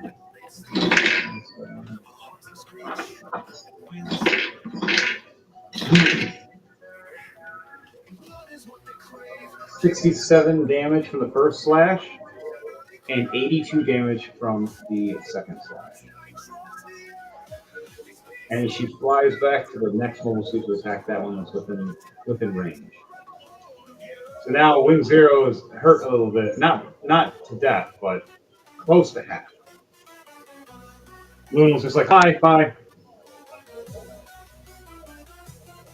Flew past, slashed, and flew to the next guy. As her target is actually the cannons.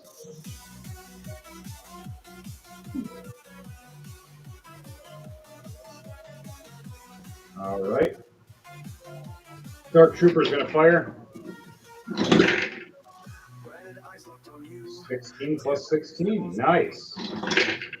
And 16 plus 16 again. Wow. Just double 32s. He just daka daka daka daka. And he hit Sandrock.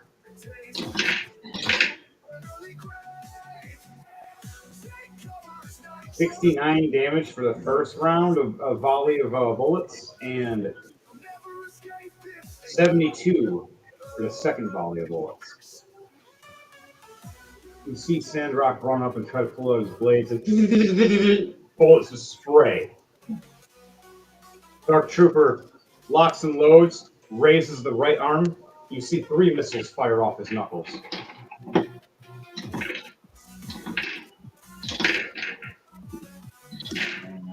Oh wow, they're the Horn Gundam failed all the saves for the missiles, getting hit by all 3 of them, igniting napalm missiles.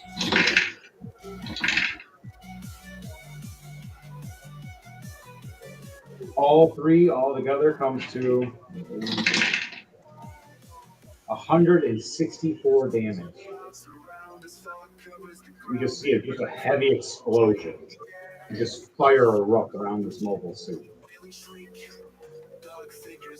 His turn is done. The tank. Did the repair succeed? No, the repair has not succeeded yet. The double cannons are still out. Double net ones for the white base. So, DJ Thunderbase.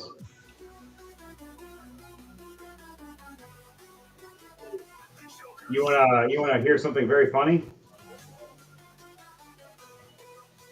Did he just kill himself? No. The white base just fucked themselves in a lot of ways, though. Oh. They fired both their mega beam cannons at the same time. They both rolled nat ones. I just rolled double nat ones. Oh. And even if I did saves, a 4 and an 8, they failed. You see these big hydro cannons lighting up with lightning like crazy. But you see all the sandstorm around getting into the barrels as lightning striking, turning it all to glass. As they're charging up, it's filling with glass. Each one. You hear Luna on the comms as they turn back on. Everybody, shields now! As she turns her wings towards you and ducks. Cannons go off in a big AoE explosion, blowing up 3/4 of the white base. Not dead, but it's close now. They just suicided themselves almost. And a big explosion just from the sand and glass and atmosphere around. Firing these cannons. They both rolled nat ones and they're saved for a 4 and an 8. No. You see the ship just both sides, explosions. As it was hovering, you see it slam down. And then the cannons in the front just start firing like crazy. Who's in the front? Oh shit, it's me.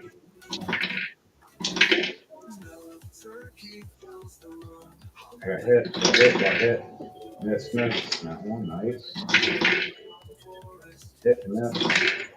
Hit. Okay, so I get hit 4 times by these cannon barrages. And then you see their other cannon, just one of them, small ones, just go boom and explode as they roll in that one. Orange base fires their barrage. Misses. They're right there, guys. Double 2s. Orange base missed everything. They can't see as the sandstorm has increased and picked up around all of you. The explosion itself has woke other creatures up around all of you. As Lunala is stating, there's a giant worm creature. Fuck. So, now it's your turn, DJ Thunderbase.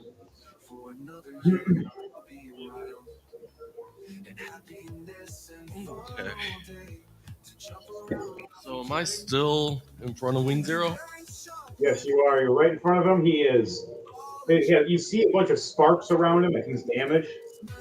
He's barely holding himself up with his thrusters right now because the wings have been I damaged. am attacking him with one of the dragon arms. Just one? You have four. I mean, oh, I know. Truthfully, I probably will only need one. Oh, I know what you're doing. With a nat 20. Oh, beautiful. So, with a nat 20, how much damage are you doing? They do it's going to be a grapple of you roll a d20 plus 40, and then not including the hydro crush, it's going to be another 2d20. And then the flamethrower on top of that, which will be just 19 another. for the d20 roll, first one. Yeah. And then you said, how many d20 rolls? 4. Because you got your hydro crush. 16 for the second one. Okay. 15 for the third one.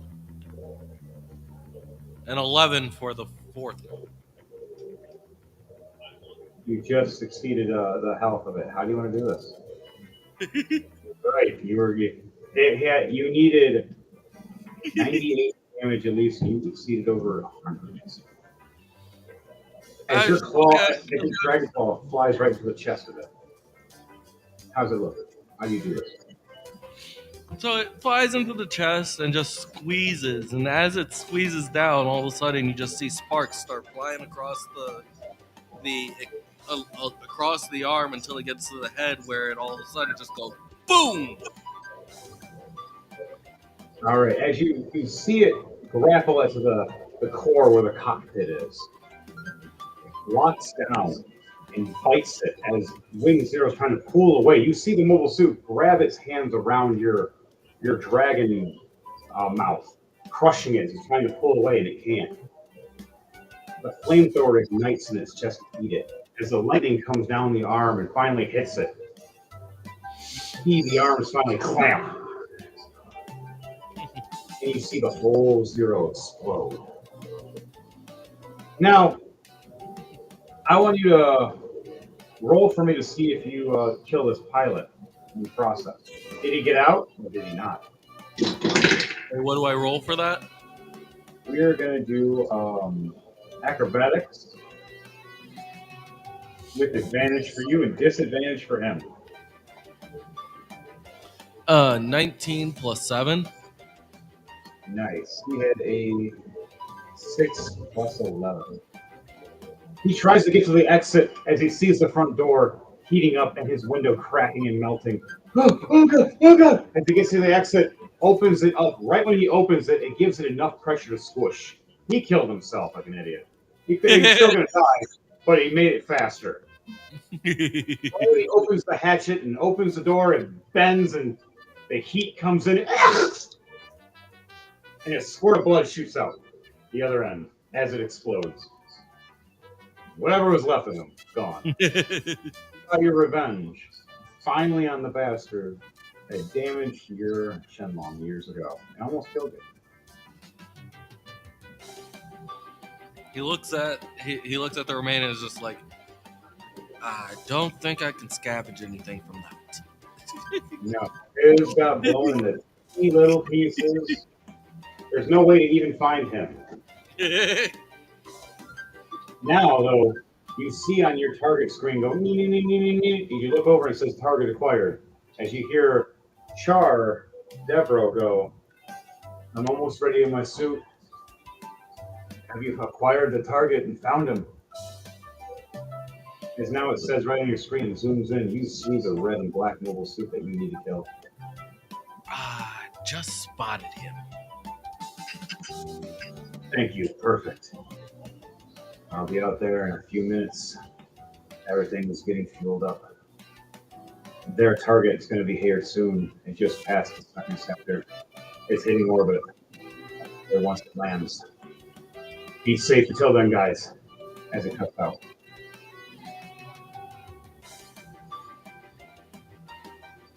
What do you say after you take out Wing Zero? Do you confirm it and let us know? You let Mayhem and Rule know? Yeah, I'll let you guys know that, hey, Wing Zero's down. But we got bigger problems. Right as you said that, Mayhem gets his targeting system back online and looks over and sees the Ep.89 blade cut through a wall like it's nothing. You see the other mobile suits heading forward faster. Even the barrage is still coming out. Just these tanks are just firing back and forth at each other right now. But we still have our shield up on our side. They don't anymore. And they're more than half damage because of their own screw ups.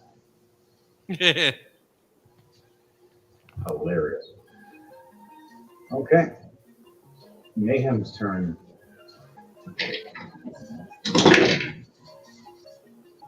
26 and a 32 to hit. Yeah, I'm doctoring the hell out of this white base. All right, that's a lot of dice. It's my final barrage before I have to reload again. Ooh. 184 damage. And Lunal is going to go for her strike with a team up. Do you want to do a team up too? Because we just exceeded his health. You want to help? You want to take out the cockpit while I'm cutting down the base? Lunal's going to go after the engines. All right. So how do you take out the cockpit with all the pilots inside that are commanding the white base? With your, as long as you're flying up and seeing it, they're small to you. They're like, holy shit, and they just see this big red machine of death fly in shadow over all of them. They don't even see the sun anymore. They just see you. They see this mech of death. Do you want to taunt them first? Get out of your cockpit and give them the finger or something? Or do a call with the camera?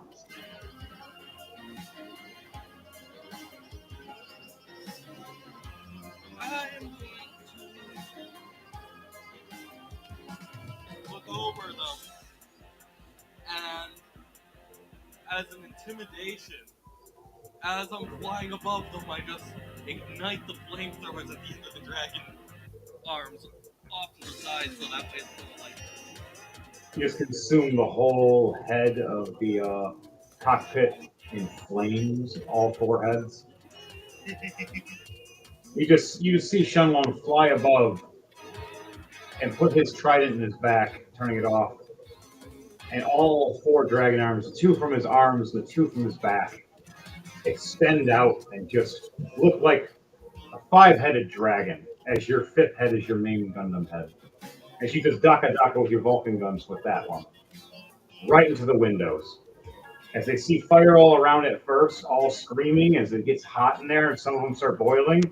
The ones in the middle that aren't dead yet, you just bullets shatter right through the windows. The flames come right through and cook everybody. And you see the whole top of the white base, the cockpit area where the pilots are, and the commander gone. As you hear, I'd fly up if I were you. Heavy rounds. You want to do an acrobatics check or an athletics check to see if you can fly up fast enough? Mayhem's barraging the hell out of it now. a 12 plus 8, dirty 20.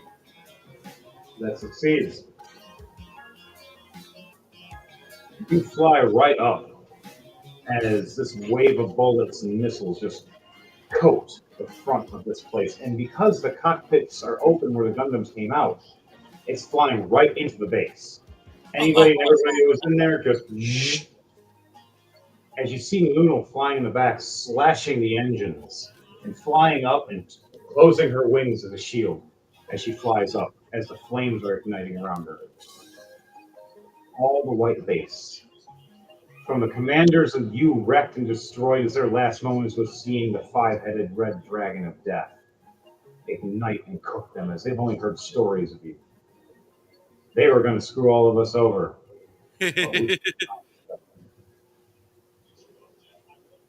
Wave of Better bullets. take them out than with the fear tactic. Oh yeah, it was beautiful. A wave of bullets fly through the whole rest of the base. Anybody and anything that was living in that base, gone. As the engines in the back ignite and blow up from Lunal slashes, all three of us succeed in taking out the white base.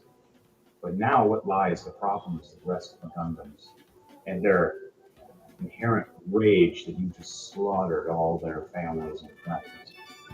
As the white base isn't smart and they brung all their families. Dumbass. Oh, That jeez. did it real Start serious. all over again. Mayhem's triggered. He just keeps firing. Anyways. I'm just gonna keep firing until I can't fire anymore. You see his miniguns after a minute of firing straight, and even the enemy is just ducking now. The miniguns are just spinning, going, and because I haven't let out the charge, I'm not firing. And I'm just standing there with no missiles, no nothing, just going, ah, ah, ah. I'm sure a lot of steam are coming off of you as well. Now there's a bunch of steam all off these miniguns of everything. The whole, just a giant thing of smoke. Even that the Xeon team is freaking out, going, let's not piss him off. All my ammo is empty for now as I let the miniguns recharge. It's going to take one whole turn, so I can't even use them next turn. But he pulls out his beam sword in one hand and just turns on the minigun on the right just to make it spin really fast. Like a drill. Oh, jeez. Meat grinder, anybody. As I'm going to fly forward with my heavy arms towards the sand rock. And that'll be the end of my turn. As Lunal is going to help attack with you. I am here now. They're still holding off the front, but just a little closer now. Custom roof is right here. They scoot back a little bit from their injuries. The tank for protection. And now you start moving in.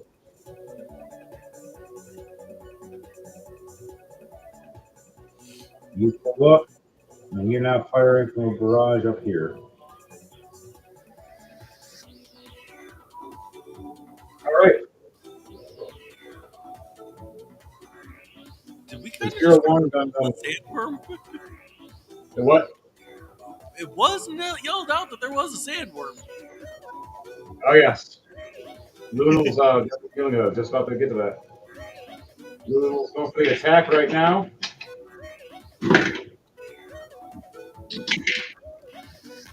Sandworm missed. Sandworm got to attack first, and nat 1 and a 4 and a 4 again and a 5.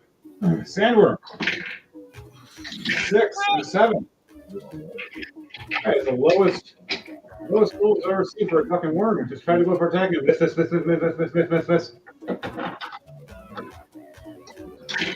That needs to work on its accuracy. Lunal got a nat 20 to 17. There's a good roll. Nice. And then an 18 to 4, so she missed her final attack. But three of them hit, and she does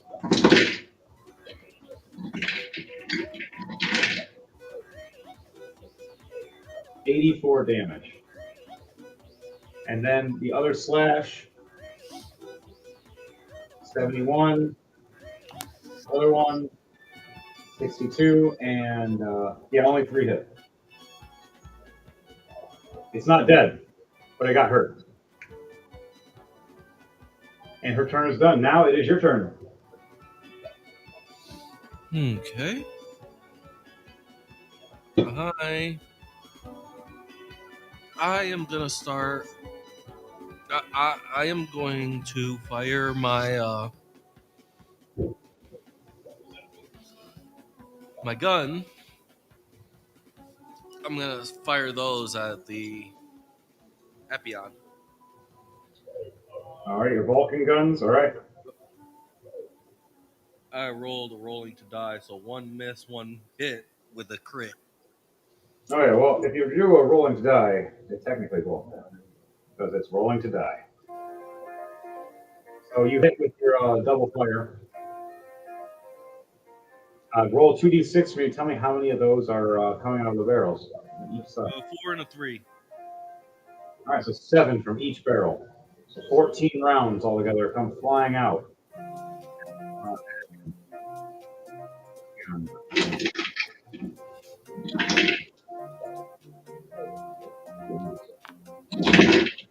I got double 17s. That's great. I got All double right. weapons for the damage. Okay. They took that plus an extra 15 per Vulcan. 20 because we upped yours. And then if you want, you're within range of your dragon armors. Yeah. At least 2 of them. I'll also send my dragon arms out as well.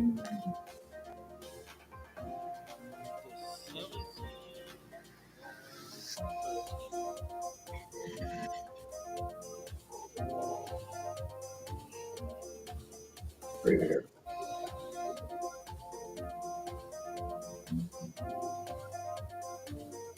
All right, how many? Watch out, that was tough. And what do I roll again for the damage? Damage. Each one's going to be a 4d20s, and they're going to be plus 40. 4d20s plus 40 per arm. 16 plus 15 plus 13 plus 20. Okay. And then that's a plus 40 on all of them. Yep. A plus 40 altogether with Yeah. with all you roll. Yep. Then a 19, a 15, a 6, and a 3. All right. So you don't kill him, but I got to roll to see if he's going to be able to dodge these a little bit, and see if you're going to grapple him or not.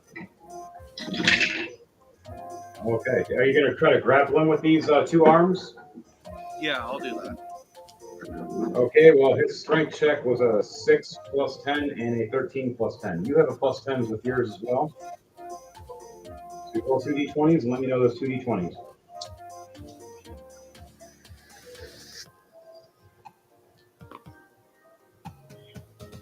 A 13 and a 10.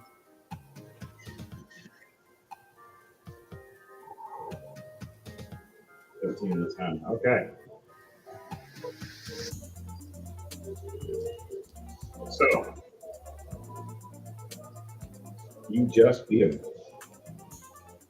So, where do you grab him with these 2 dragon arms? Do you grab him on his wings, his legs, his arms? One of his head, one grabs his head or something. You're trying to grab for the cockpit, but he succeeds on that. I am aiming for the shoulders with these. All right, you grab them for the shoulders. You grab for the shoulder arm pieces, and you dent them and bend them right in and mess them up. How much force and damage you just slam right in with each one. Now, are you having so he's facing you, or his back, or he's facing away from you? Facing me. Okay, so you turn him around facing you, and you grab him like, "Hey, we need to talk." And I think that's all I can do. Oh, you have a bonus action left. That's the last thing you do, which you can just ignite the flames on those if you want. Yeah, I'll do that. All right, so flamethrower damage. So it's going to be a d20 plus 20 each arm. So that's per one.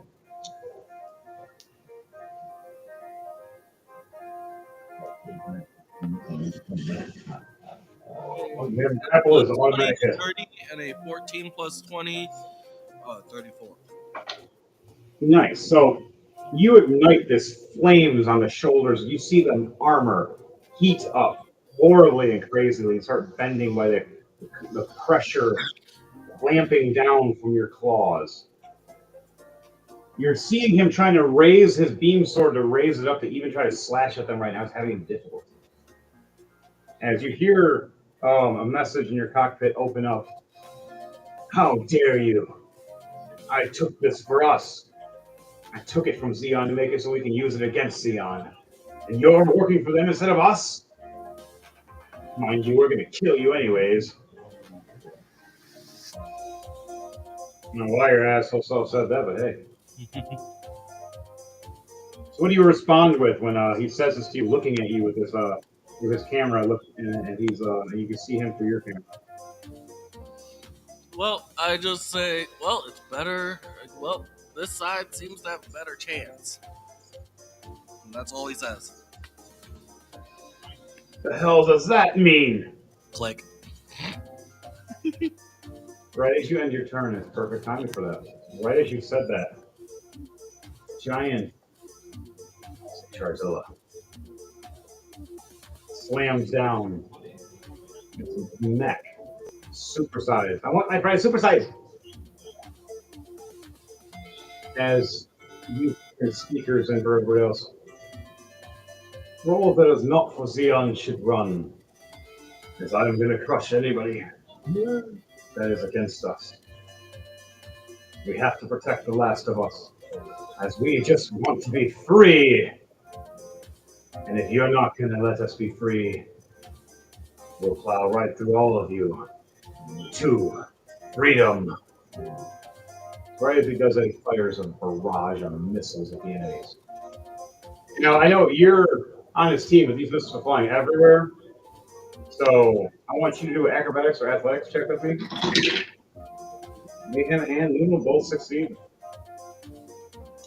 I rolled a nat 20 plus 8, 28. You're in your cockpit. You hear nee, nee, nee, nee, nee, nee, and a bunch of red dots on your right-hand side.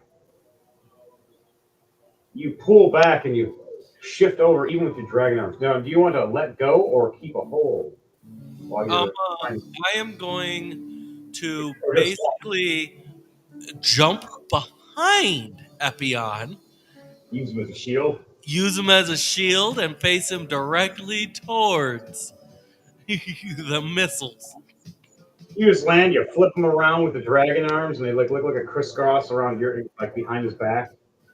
As your other dragon arms go around you and wrap and grab in front of his legs. As you see him spot on the screen, this isn't right. This isn't fair. Give me a chance. No. Now, it's time to say goodbye. He sees the barrage hitting him directly. As Char Devro pops up on your screen, are you giving me a gift, my friend? What better way than to have the enemy served on a platter? You hear the guy screaming as you see his screen starting to fade out from being hit so much. 50 damage here, 50 damage there, every missile.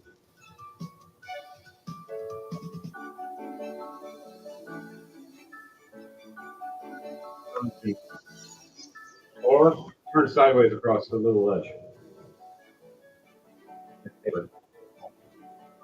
You failed. So, you see a big red beams come from each finger, right at Epion's body. Now, I'm going to give you a chance to move because his beams might shoot through him at one point. Or you just want to take it like a champ. Because you are a stronger metal than he is, but you are more upgraded.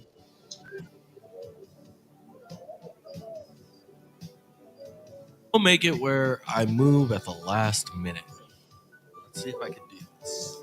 Do a acrobatics or athletics check with me.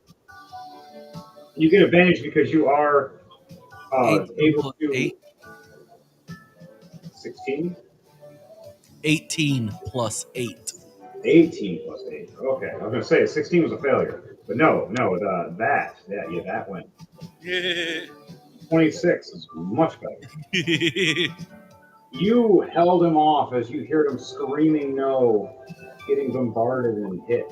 And finally, with your dragon arms pulling at his body, yanking and crushing, it just gives enough leeway for the cockpit to get cracked. As you hear him screaming, is the last thing you see on his face, as Char's even watching through his screen. Him scream, go, nah! And just fire. Gone. Hands up in the air, gone. It explodes. You just fly away just in time as the beams start hitting the horned Gundam next to you. Yeah. Looking at him instead, because he was using you as a shield. Not anymore. Or should I say she, because that was a she pilot. She got hit hard too. She's not dead, but she close now after that. Heavy arms barrage plus this the char barrage. She messed up. Okay.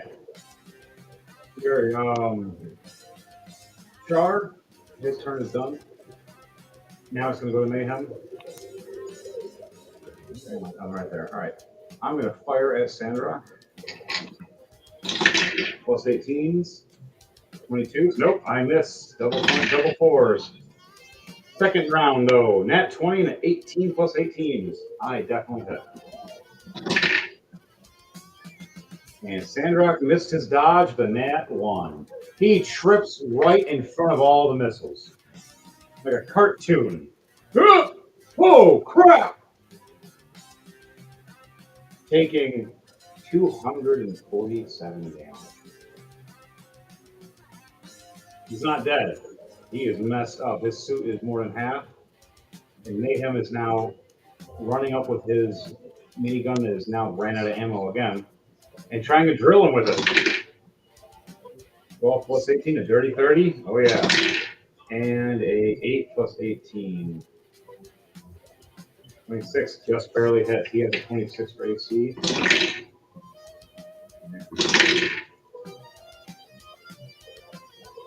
$96 drill damage to the cockpit. How do I want to do this?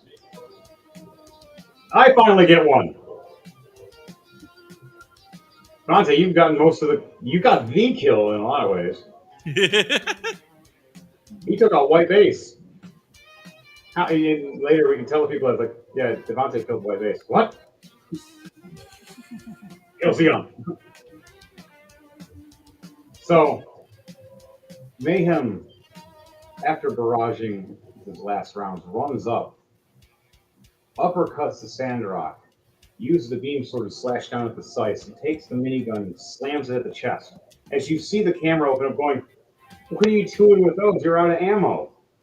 Yeah, they regenerate ammo over time, but these are made of a certain metal, and the points of these are made bladed for a reason. What do you mean? What happens when you drill something with a harder material in the substance? And it goes, no! And just right through, rams his miniguns right in. You see it grinding. And finally, in the camera, you see the miniguns break through and rip right into him right at the last second before he dies. And just blood. And he pulls back, and the one minigun barrel is just covered in blood, and the other one's just covered in metal. It's going to take a minute to clean out these barrels. As you see it explode around me. My turn is done. Luno gets to attack the snake thing again. Rockworm thing.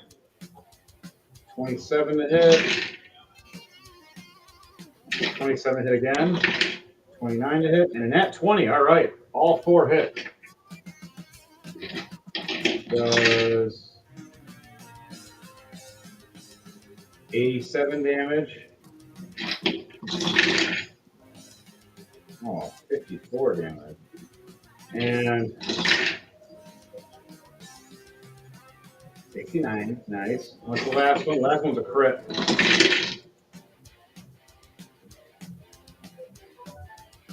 $71 times 2, 142 damage.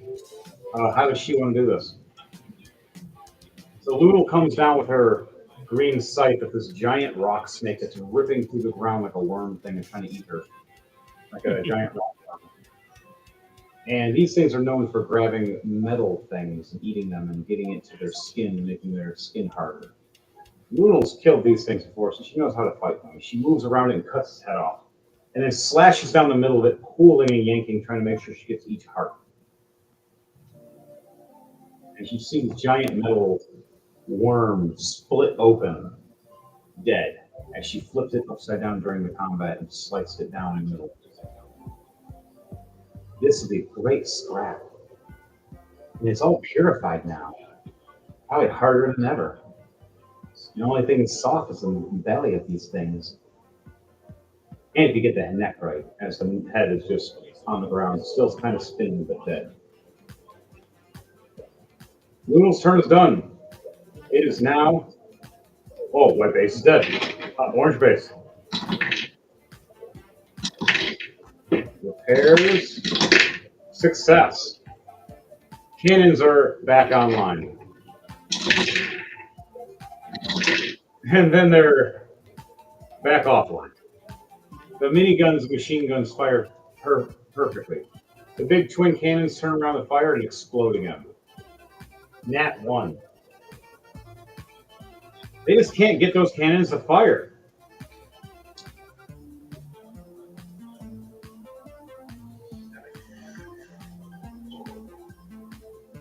Dark Trooper's turn. He runs up and sees the gun cannon. Daka it again. Oh, he hits a 30, 27, and Nat 20. Oh, what's the last fire? 17 plus. Dark Trooper hits every hit. I was gonna say it's not because he already exceeded the health because gun cannon was already damaged from staying in his ship and getting hit by Mayhem's barrage, and the ship blowing up with him inside, and just barely getting his neck out. He only had 40 health left. Dark Trooper's normal damage is 40 plus what he fires. So he fires this minigun and flies up at him, ripping and shreds the left arm, cutting the gun off. Takes his heated blade and shoves it right through the cockpit, but not the main point at the side. Heats it up, turns on the camera. Remember what you said last time we fought? That I would eat your cannons? What if I told you to eat my blade? Because I don't need to get my gunfire in there. I got this just for you. And turns the heat up on him. Pulls the blade right across. As you see in the screen of the pilot going, no! You see the metal melt on one side and the hot red blade. And just camera gone. As the gun cannon splits in half and explodes around the Gulf. He looks around, smiles, going, "Who's next?" As he fires his missiles at the formed Gundam. With his bonus action, 28, ooh, and nice, and a 30. So the damage is close. He gets another, how do you want to do this? Dark Trooper, good job, man. You're not even playing technically, I am. He comes down firing those 3 missiles right in the back of this thing. The first 2, boom, boom, and split the back as the final one hits right where the eject is for the cockpit. As the pilot's trying to eject, and the cockpit opens up to fly out. Here comes a missile right up its ass. And right in the cockpit, a missile tip, boom! It just blows up the inside of this neck. And you see it just explode from the inside. Shatter. As you hear Dark Trooper stating, "I've killed Gundams before. They're not that hard to know where to hit. Everyone has a weak point. And I exploit all of them." As you just see fire all around it. DJ Thunderbase, it's your turn, my friend. All right. We have 1 mobile suit left and an air pilot. And the air pilot's about to be gunned down by the other air pilot right now. They're doing a dogfight. Is that horned Gundam still behind me? No, that one just got taken out. The last one is a 0-1 Gundam. Not 01, not Gundam Wing, but the 011 from the nuclear one. He is about, you say, 40 to 60 feet from your character, which you can make. Your dragon arms can automatically reach that far naturally, and so can your guns. Your trident, you have to be within like 20 feet. Mm-hmm.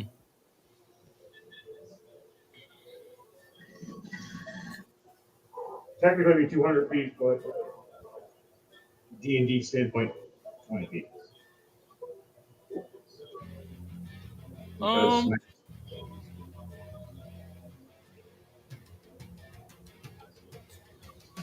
I'm gonna do a dash and slash again. all right, you're doing that forward thrust thing, flying right at him, and this time you want your dragon arms out to like lunge at him, while to make it so it's harder for him to dodge. 24 to hit. You just hit his AC. His AC is 24. You do this dash and slash. You fly forward. Your boosters ignite. Super hot, super fiery at the back, blowing sand and anything else in the glass. You launch off, flying at this guy with your spear, launching right at him. Doing 40 damage. All right, it's 40 damage with an extra 40 with your trident with the thrust. So you're doing 80 damage. Yep. No, that was me already adding that extra 40. Okay. Wait, no, you said extra 40? Extra 40 because you're doing a thrust with it with the boosters. Okay. It's like a critical without the critical. Backswing. All right, so Not he is 20. doing a reaction to fight back, swinging his blade at your blade. You guys are having a sword off right now. His beams. At 20 plus 10. 30. You beat him. You get 27. Yep, you beat him. I want you to do either acrobatics or athletics for a second to see if you can dodge this last thing he's doing, which is a legendary action. And after that, how do you want to do this? A 17 plus 8, 25. Beautiful. You dodge out of the way of these beams shooting right at you, and they hit the teammate ship with this, killing his own buddy accidentally. How do you want to do this as he is now open as you see the cockpit's damaged? He's still alive, but that suit is shutting down. Okay, so I was doing a backslash, so since he lost on that, it's just basically going to slice it in half. You spin around with your twin tridents, all cool, like, and then just slash. And he just explodes right behind you and just fire all erupts around you and just looks at this cool silhouette. You smirk and smile in your cockpit. You swear if someone could see that Gundam right now, it's smirking its shadow. But no one knows except for Mayhem and Luna because they're the only ones that saw it. Besides Dark Trooper going, that was fucking sweet looking. Screenshot. He smirks. And Mayhem messages going, you screenshot too? Sweet. I'm going to send that to him later. He's going to use it as a background. And after that, we destroyed all the mobile suits and all their team of the white base. So we think. We hear a warning sign. Ring, ring. You hear Char Devro going, guys,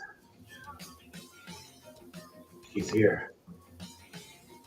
The psychic. As a Psycho Gundam, Colossal lands, slamming down right at Lunal, swinging her giant axe. Now I gotta see if Lunal can dodge, and I can see if this thing hits. Lunal is 28. It misses. Wow! It misses again. Lunal gets the dodge on a 25 and a 27 for yep. This is funny. You see this giant purple. Oh, it's Like a giant hitting a gnat. Yep. Comes slamming down with his giant axe. His Lunal steps back, flies away, flies again as it keeps swinging at her and shooting at her. And she's just like, holy crap. And then she pulls out her blade of her sickle and gets to do an opportunity attack because of the combat. 15 plus 18 and an 18 plus 18. She hits. And then, nice. 42 damage plus 20. So it just slashes down and damages at the fingers, trying to mess up the fingers to let go of this giant weapon. Her turn is done. Devereaux, you still have one more action left. What would you like it to be? As you just saw this happen all in front of you. I'm gonna just fire my guns at it. Your Vulcan guns? Yeah. All right. You fire your Vulcan guns. Do you want to use your flamethrowers on your dragons too? Sure. All right. We'll do it as a combo thing to help out, like a screen effect too. It's gonna be harder for it to see if you do succeed. So roll for me. Its AC is actually, yeah, their AC is tough as hell because it means can you get through the armor. It's a 15 plus 13, or a 15 and a 13. All right, and there's a plus 15s. That was hit. Its AC is 25. As you blast into it, this giant 4-flame spiral with bullets in the middle, like a spiral of bullets, with flame hitting right in the middle of it, disrupting its vision, so it's harder for it to see. As you get a screen flicker on, crazed-looking woman. Stole this so I can kill everybody. And you're trying to stop me? Well, it came out of nowhere and attacked us. I want you to do a wisdom save. There's a weird ringing starting to come through the comms into your ears.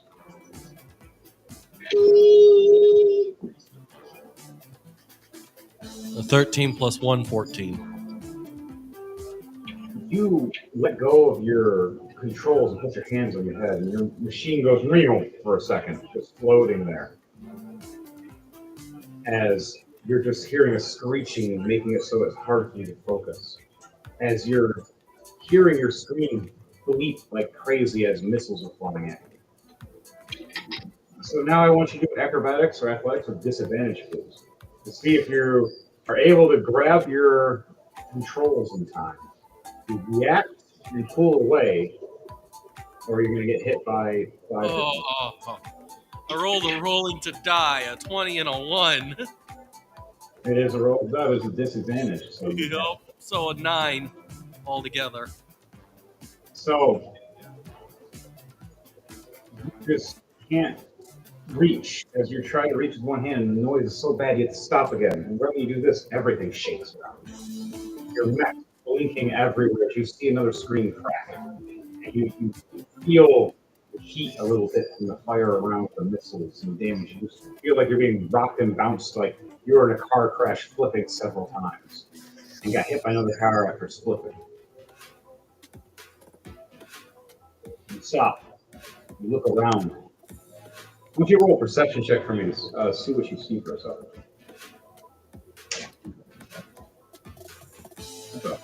15 plus 1, 16. So, 16 is a success. You finally blink back out. Cameras are off. Your suit is off for a second, turns back on.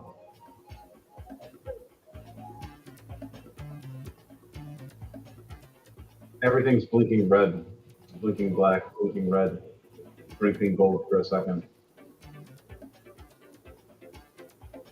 Your mech starts having lightning coming around a little bit like it's been damaged. You took over 200 damage from your mech. Your mech's not dead, but you're close to the halfway mark. You look over and you see damages on the 2 back dragon arms are gone. They're blown up. All you got left are the ones on your arms that are tougher. Those ones were reinforced as shields. The ones on your back were more meant of just heavy cannons. If they took too much damage, those ones would just be destroyed really easily. Also, just in case you got caught on something, you needed to disperse. So in safety, they ejected and exploded, so you didn't blow up with the explosion. People inside. You get a synopsis popping up on your screen for a second, telling you what's going on, warning you not to get too close or take too much damage, warning you strange noises coming through mics can't be controlled. Something here is next gen, a new type, a psychic of some sort. Only some data has been recorded of this character. Reaches at other people. She can only do it at one person at a time. As your perception was at least a 16, and that's what you needed for a threshold to move this. Look on your camera and see it's only one at a time she looks at. Her mech has to look at them and turn on the cameras. Once they turn on one, that's all it. She's turned everybody's on at this point. You hear Mayhem screaming for a second in pain. He did succeed though in that point. Breaks free of what it needs. Shakes his head. Locks and loads and recharges his guns. I just need a turn. Just need a minute. As you see his ammo increasing, you hear Dark Trooper say, "Got some rounds, buddy." Chucks off a pack for heavy arms to grab for missiles. Reloads. Mayhem's turn is done. Lunal attacks against this giant behemoth. It's Psycho Gundam at max. Oh no. Lunal got a nat 1 and a nat 2. And then a 16 and an 18. Her first hit completely misses and she slams into the mech, taking 20 damage. Comes right back though with an uppercut and slashes 2 more times, giving it 84 damage, 86 damage. All right. Her turn is done as she uses stealth to hide again. It's now your turn, DJ Thunderbase, as the Psycho Gundam goes after you. Okay.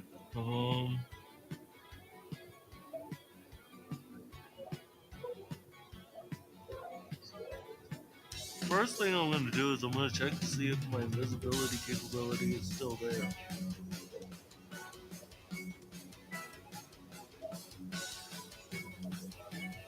All right.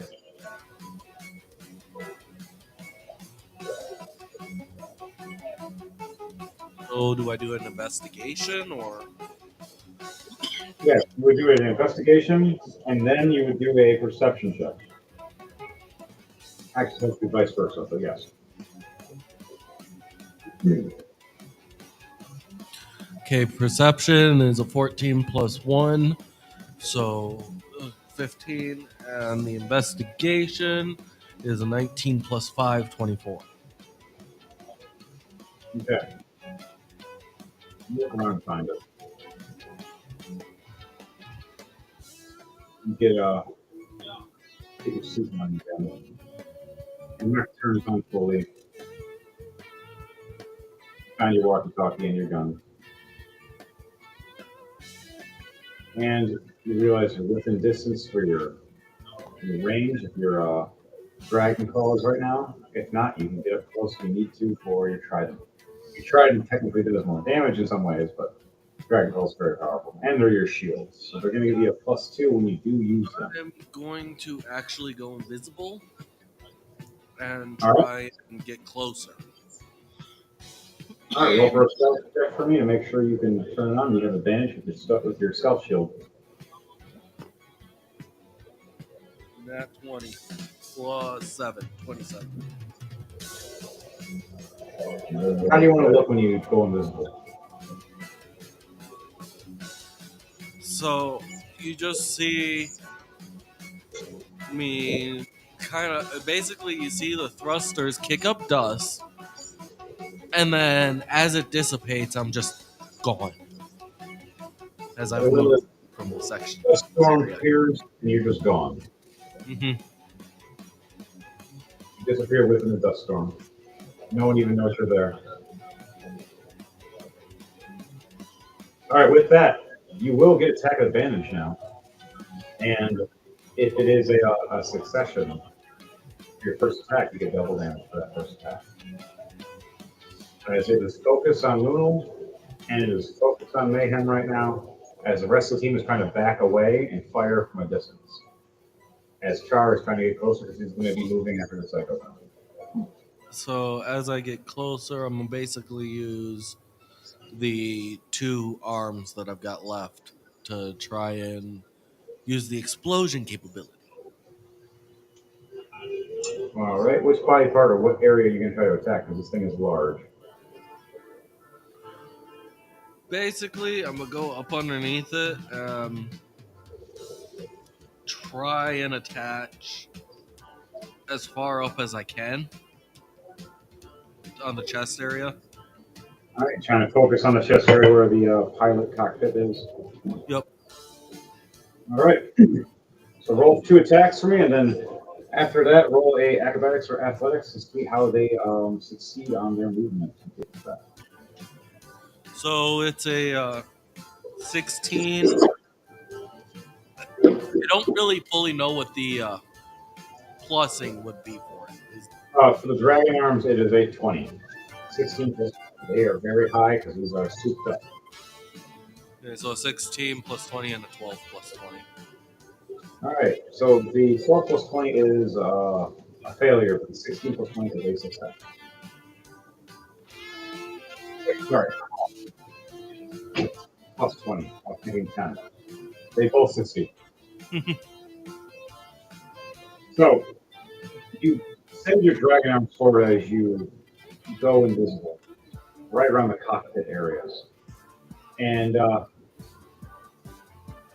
do you latch on quietly without it noticing? Or do you just want to do it quick and fast before you turn invisible? It's going to be latching on to the underside of the cockpit area. All right, so you latch onto the undersides of the doors with these dragon claws, one on one side of the left, one on the right side, in the middle of the chest. And it's like kind of pointing at the cockpit, trying to clamp on and trying to be quiet and slow and put the hydraulic press slightly on it. Hold it. Okay. Now, what was those attacks? Or are you going to hold your turn and wait? Well, I was wanting to use the explosion ability. Ah, all right, the charge. Okay. They roll 2d20 per arm. And then you got to add a plus 15. What are those to your left? A 17 and 11 for the first arm. Okay. 14 and a 19 for the second arm. Okay. So, you ignite up on the chest. You see all this lightning go. Just big explosion. Even with the heavy armor, it's like the girl that's in there that you're watching on camera bounces back and forth like crazy. She's not strapped in. You see her get thrown the fuck around. And with you laugh and chuckle. Everybody else does too. And she's like, "Why are you all laughing at me?" Called seatbelt, honey. Should have fastened yourself in. Hey.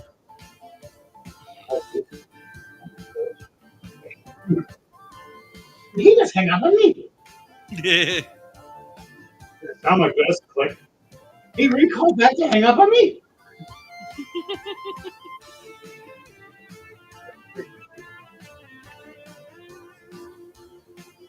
What's it?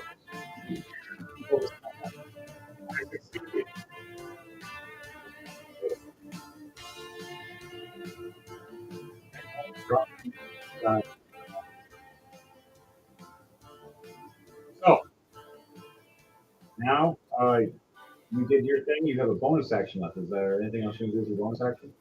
If your claws are latched to that, you still have your hand with your trident. I'm gonna look up. Okay. Crotch shot from the Vulcan guns. You just look at the cross and just start going. Good. All right. So roll for an attack for me, plus 15, and then with a d20, and then after that, roll 2d6 to tell me how many bullets fire out. A 12 plus 15 and a 14 plus 15. Okay. They both succeed. How many bullets? Roll 2d6 this one. 3 and 3. 6. So 6 come from each barrel, so that's 12 altogether. All right. So both of them try to shred right up into the middle a little bit and getting heavy metal armors. It did take a chunk of damage and ripped into it, but you do not see that it ripped anything. Damage. You know it scratched the paint. You knew it dented it, but it didn't get further. I'm sorry, what? You damaged it, but you didn't get too far. Ah.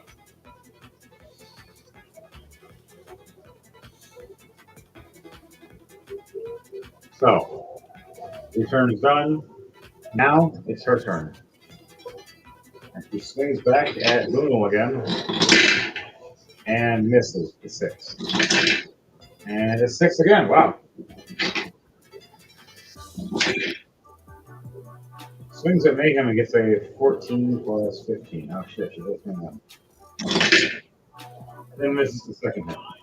Mayhem takes 60 damage. Steps back as his body is more like damaged now. Okay. Now it is Char Devereaux's turn. You want to play this character and have him move around and explain how you want to use him, or do you just want me to do NPC him? NPC him. 17 plus 17. He fires a barrage right at her. She misses. She gets a nat 1. She's strapped in. She falls. And the whole Psycho Gundam shakes. This barrage. Over 280 damage. You hear Char laughing, going, "You may be tough, but I have a team that's tougher." It's done. On base. Cannons explode again on the back. They're useless. And actually on the front cannons. Fire successfully doing 40 damage. Alright. 27 to hit.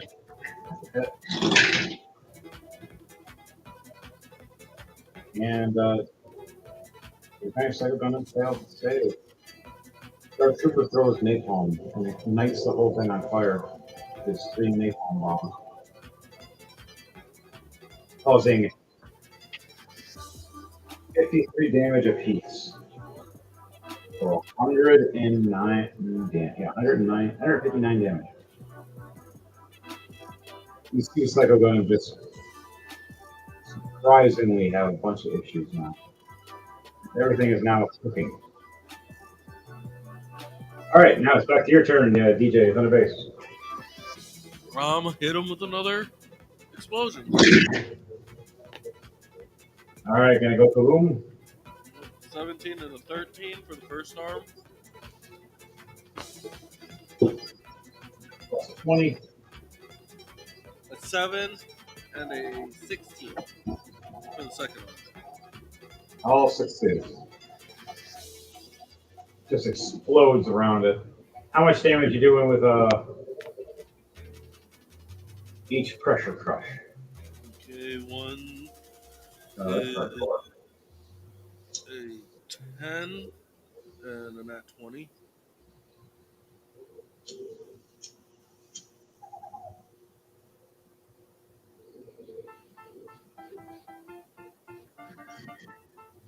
Plus 40. Alright, so you did significant damage. You haven't killed it yet, but you see the cockpit is now has some wear and tear. This thing is getting close already to half health. You gotta hit the hell out of it. Now, I'm going to just activate the flamethrowers. Still connected, so. Trying to heat it up. Yep. And it's a 19 and a 10. The 10 is a failure, but the 19 is a success. As one on the left side heats up, the one on the right has an issue. It doesn't light up right.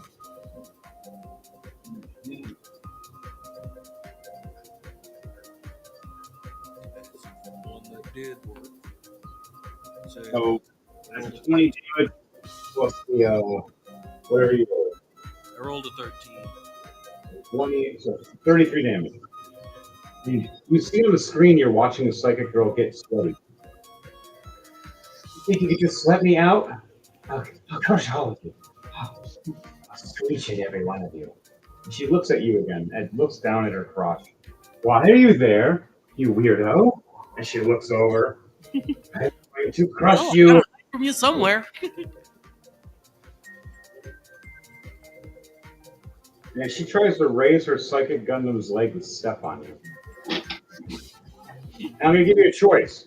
I'm going to try to I sprint actually it. want to, while still holding on, I want to start retracting just so that way I'm up high enough for the leg not to work.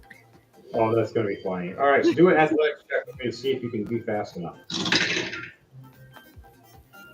What'd you get? 20 plus 8, 28. At an Nice. 18 plus 10. We tied. We need to roll these. Oh, I got an 8. What'd you get? 10. You beat me. As right as she goes to stomp you, where'd you go? Now you're just like clenched onto her back area and just got the claws right in the side. You're just like hanging on her back. Just like, can't see me, can't find me. Lulu is chuckling her ass off right now on your other little screen, just going, I can't believe you're doing this. This is hilarious. This bitch has been killing people left, right, and psycho as fuck. And you're just making her go crazy because she doesn't know where you are. Can't find me, can't find me.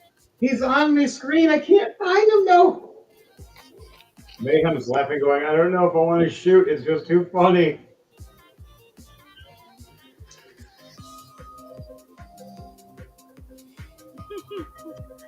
All right.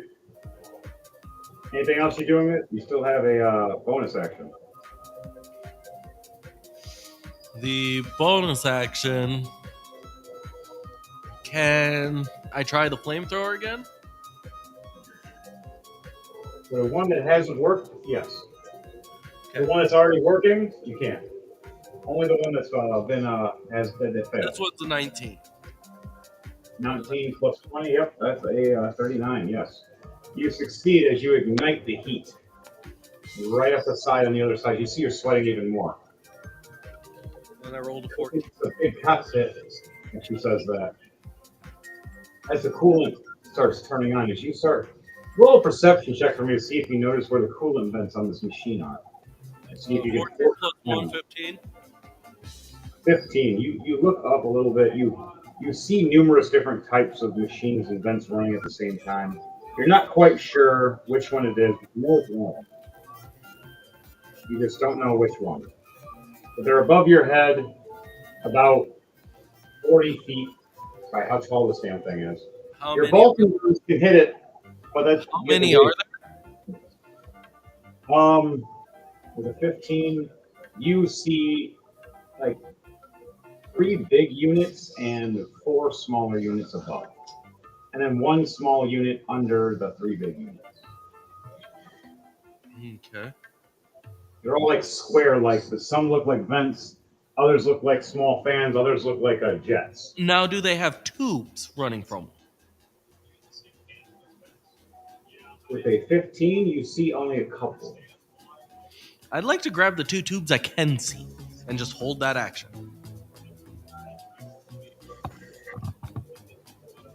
All right. When you're reaching, you only have so much reach with your dragon claws locked in. You will have enough reach to grab the bottom ones that are at the small cube in front of you that's closest. You have enough reach Yeah, that's for all I one. wanted to do was just the ones closest. All right. You have one hand that has to stay clenched on to stay on. The right hand or the left hand, which one's going to be reaching? Well, no, I'm using the aren't the dragon arms separated from the actual arms of the Gundam? They disconnect and they hang off the wrist. Oh, okay. You can make them so they are detachable if you like, because you have it in your own custom unique way. Yeah, because I honestly thought they were separated from the actual arms of the Gundam. They usually extend out, but you can make it so they can extend or they can fly out like jetpacks and launch and grab too. So we can allow it that way because a Death Sight does that too. So, and Sandrock. So yes, well we can allow you to do it too that way. So yes, you can grab that way, and it will work then. I like how you explain that, and that's a good way to work, and that's how Rolling2Die is. Explain your shit, and you're allowed to do it.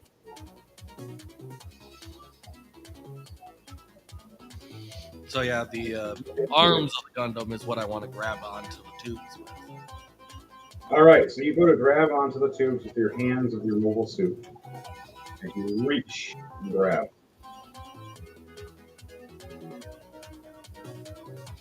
Yep, and I'll just hold my action for my next turn. All right, so you hang from each one, you grab as you brace your feet of your Gundam in the back as it's moving. I want you to do a acrobatics and athletics check, and then a history check on your Gundam.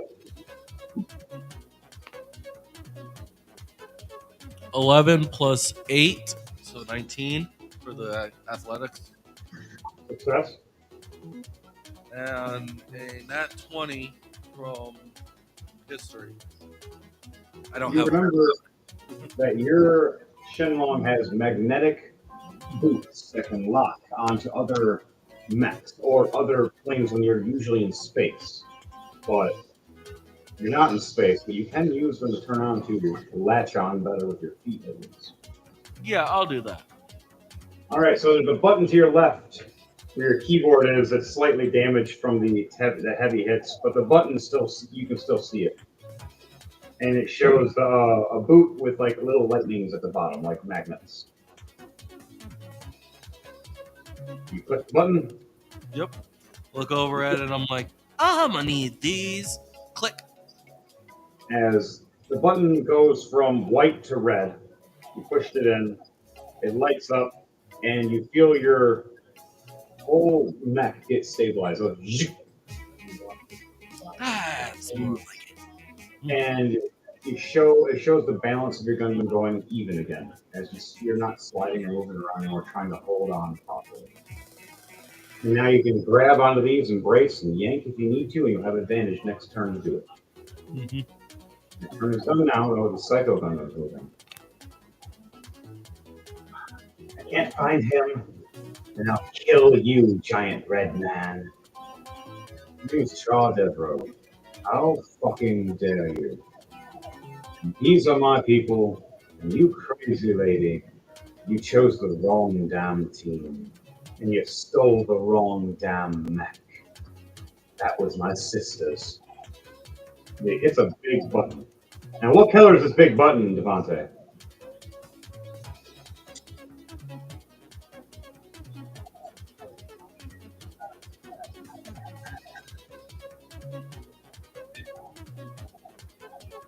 what color will this button be, TJ Thunderbase, that The he is big buttons hitting? are always red. So the big red button. It even says, do not push unless emergency. Turns the mech as this thing is swinging rapidly, as he moves it forward above over the water, hovering. And you see it land into the water, holding its ground as you see the rest of it breaks down. You see the chest of it, kind of like Iron Man, light up. And you see it, a big giant energy beam charging as the back of it starts looking like a giant ice freezer cooling down the back from those giant cooler things that you've seen earlier. A big beam starts beaming right out at it, right at its chest. And then you see these two giant missile pods fire off the back. And they launch right at it as he says, I suggest anybody on my team to get the hell out of the way.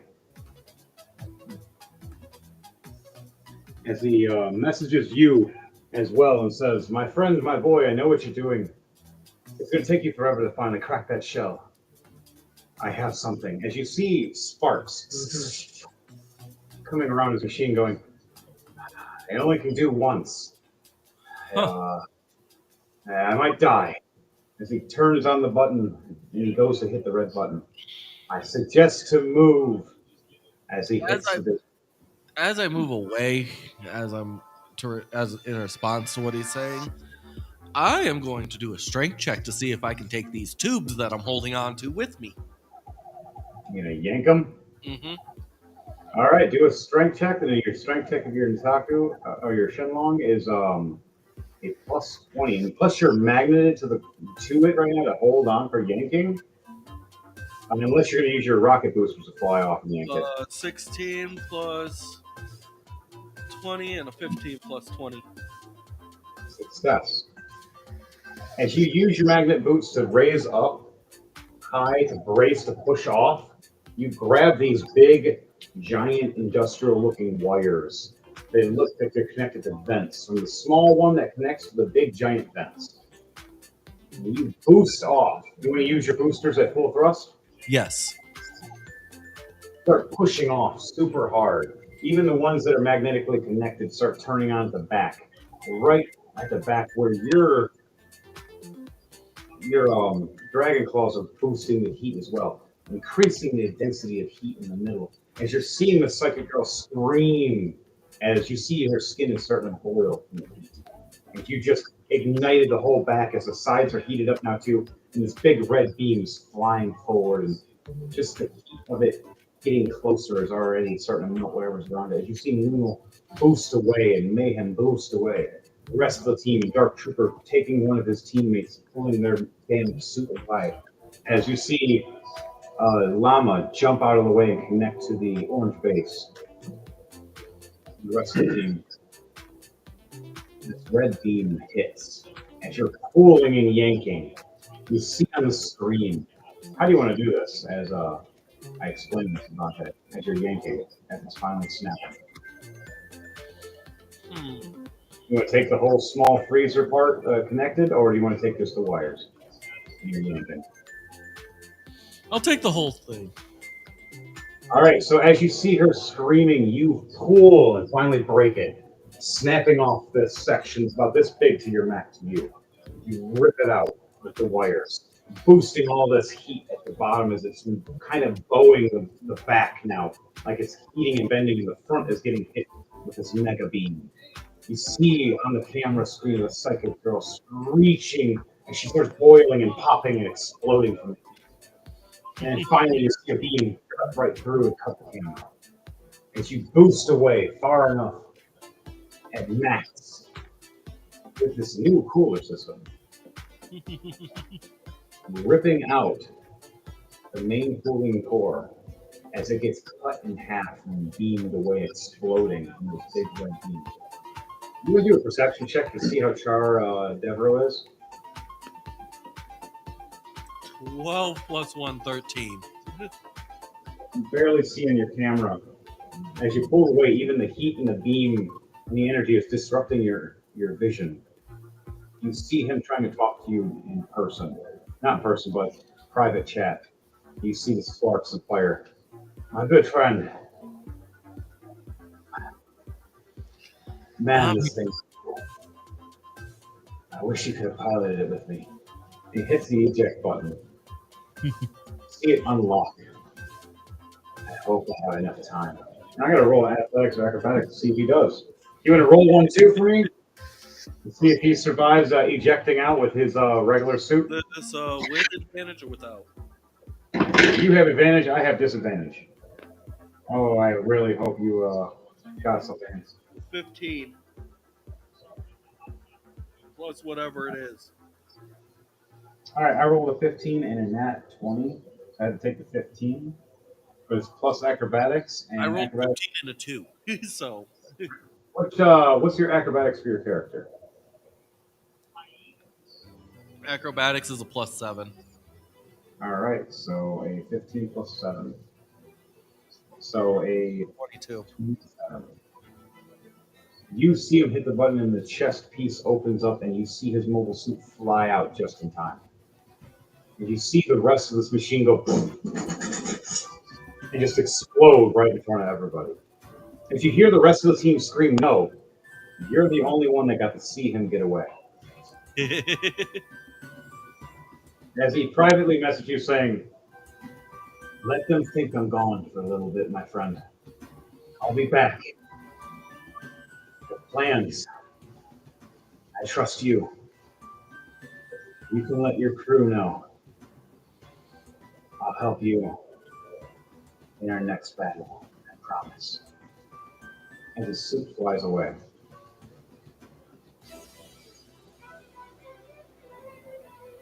As you get an intercom link setting, he wants to leave you guys in charge. Keep these guys protected, but not under the Xeon name, but under our mercenary flag instead. And he left a final message just for you to play for everybody, acting like it was his final moments. I land back in front of everyone and play the message. Everybody is shockingly bold. I want you to do a deception or persuasion. Either one has advantage because they're seeing their head leader. Either one is -1. Jesus squirrels. Hey, 17 minus 116. That's enough. You needed at least a 16. This is level 15 by the way. So, everybody is convinced in what the message says. And everybody thanks you for it, and even Mayhem and Luna agree.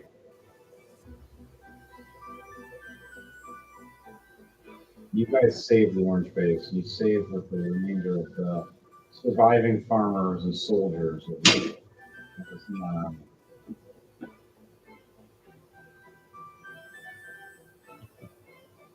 Now you guys got to head back. I need you to do a survival check before we head back to make sure everybody gets to their position safely. So roll 3 survival checks for me. First one's a 16 plus 6. All right, the first one's advantage. The second one's going to be disadvantage. And the third one is going to be a straight roll.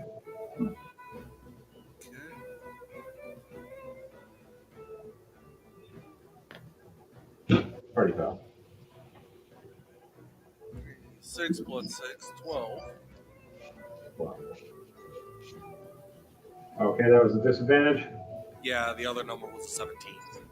Okay, and then what's the straight roll?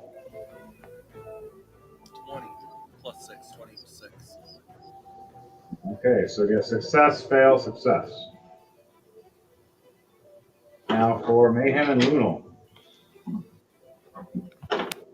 Mayhem's purples.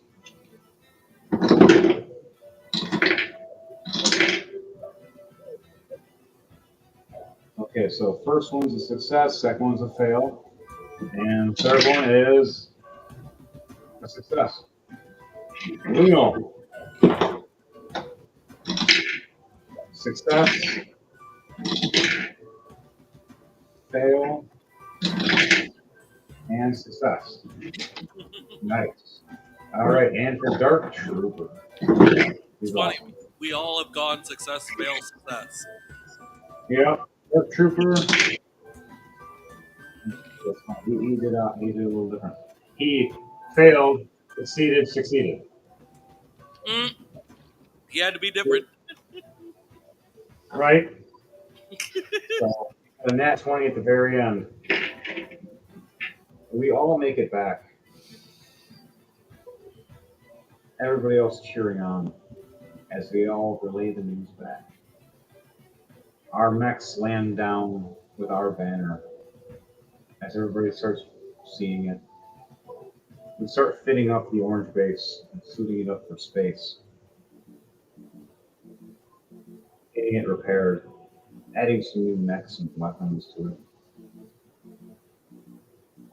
We discuss and talk with everybody that there's a bigger war going on. And when we reach space, things might be different. As we're going to lead this into the next connection then to next story. I wonder how you guys are going to like it. As we reach space, the mech's going to look a lot different, a lot cooler, a lot bigger. I got some ideas. We fly off. I want to do a succession rate of flying off. So, what would be the best thing for that? I guess athletics or acrobatics. Yeah, most likely that. Oh no, survival. Survival? For flying Yep. off? Well, yeah, technically flying off the acrobatics and handling, but once we hit atmosphere, we have to play a survival check for the piece. So do it acrobatics or athletics to make sure we boost off. We're all going to boost off together and cover and protect the orange base as they join us now for our mercenary group. 19 plus 8. So 27. All right, that's a success. And then now, what is your survival? 19 plus 6. 25. This all helps the orange base. Every one of us that succeeds gets a chance for them to not have something bad happen. Mayhem succeeds with 22 for that. Survival, 18. Renewal, a dirty 20. And then a 26 for survival. Nice. Dark Trooper, 18 and a 27. Nice. All of us succeed really well. Orange base makes it perfectly fine. No problems. Finally, they repair the cannon properly. The one guy that kept rolling the nat 1 was the guy that rolled the nat 1 for his cannon. So that was an accident that happened for a long time. All that happened, we head off and everybody finally gets for a rest as our mechs all go into the base. And some that stay out to protect and take their turns in ships. We head off to what we call our moon base. Now, what is the name of this moon base? We never discussed what our mercenary group was. You know what? Chaotic Moon Knights. If you see CMK on engraved into the wall as you're flying past, Chaotic Moon Knights finally made it home back to their moon base, landing with a bunch of new people to save and help out, and utilize their mechs to help mine this moon and make a unique home. And also having an army just to protect everybody. So what do we do after we land and everybody's all accepted? What do you do now that they see you as the leader until Char returns?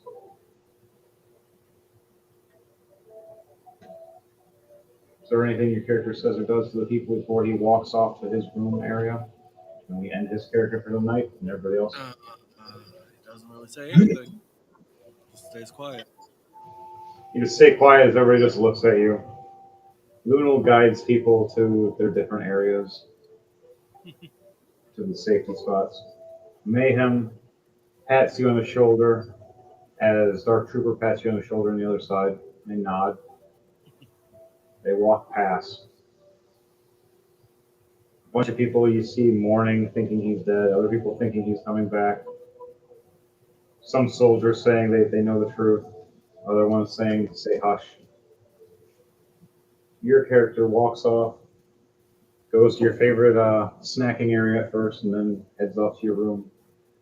Looking through the little window where your mech is, your numerous ones, all lined up while you see your Shenlong being repaired. A bunch of little reliable arms and welders moving fast around and little robot repair droids all around it. What are the other mechs you would say that are around? Different versions and or other kind of mechs? Even ones maybe you've captured?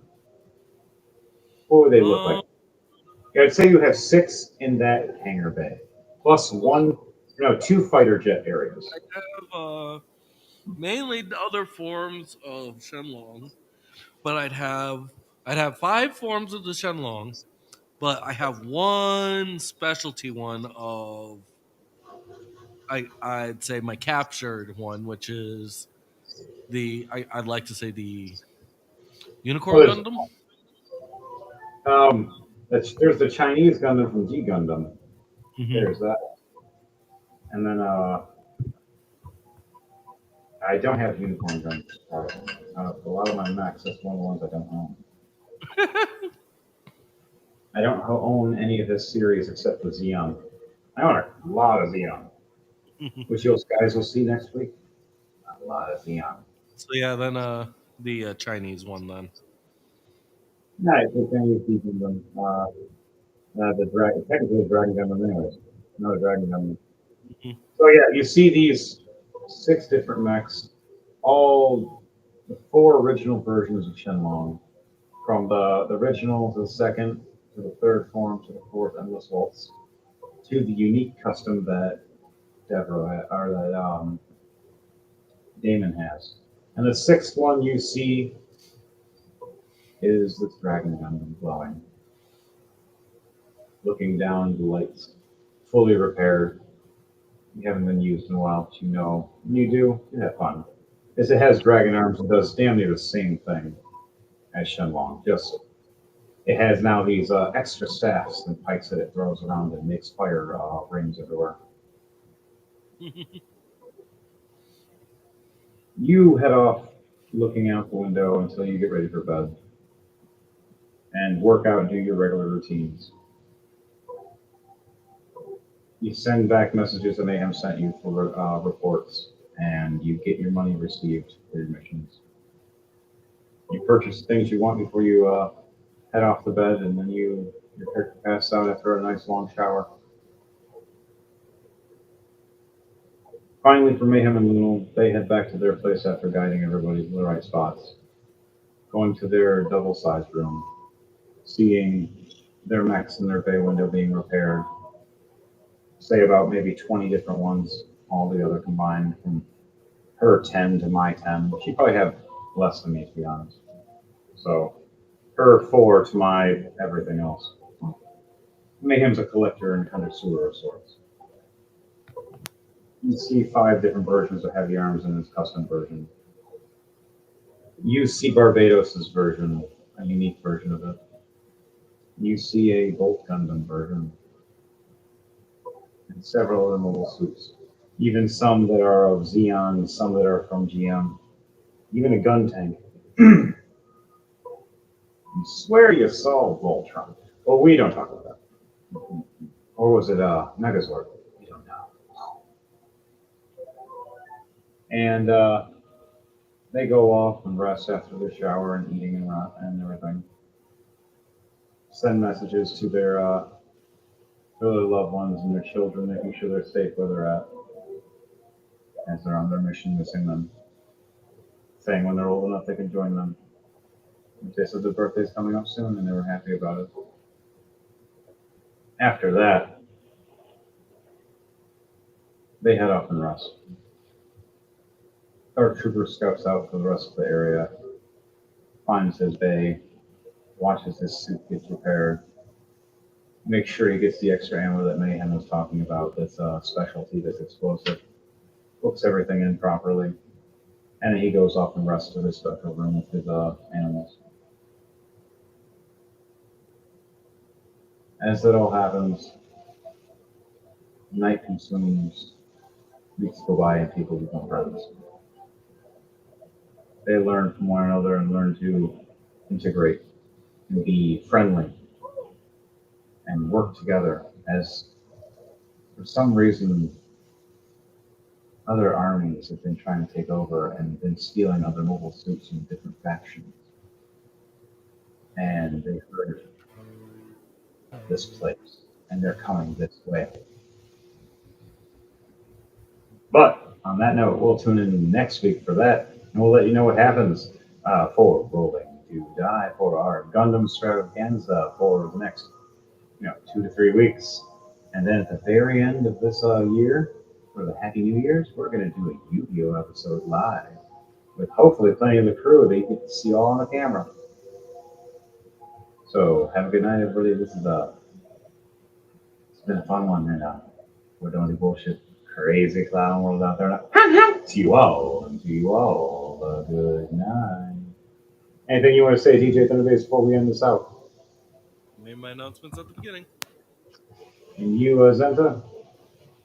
Later. Life is on right now, but tomorrow will be better. I'm looking for the day when I feel alright. Life is on right now, but tomorrow will be better. I'm looking for the day when I feel Just cut it. alright.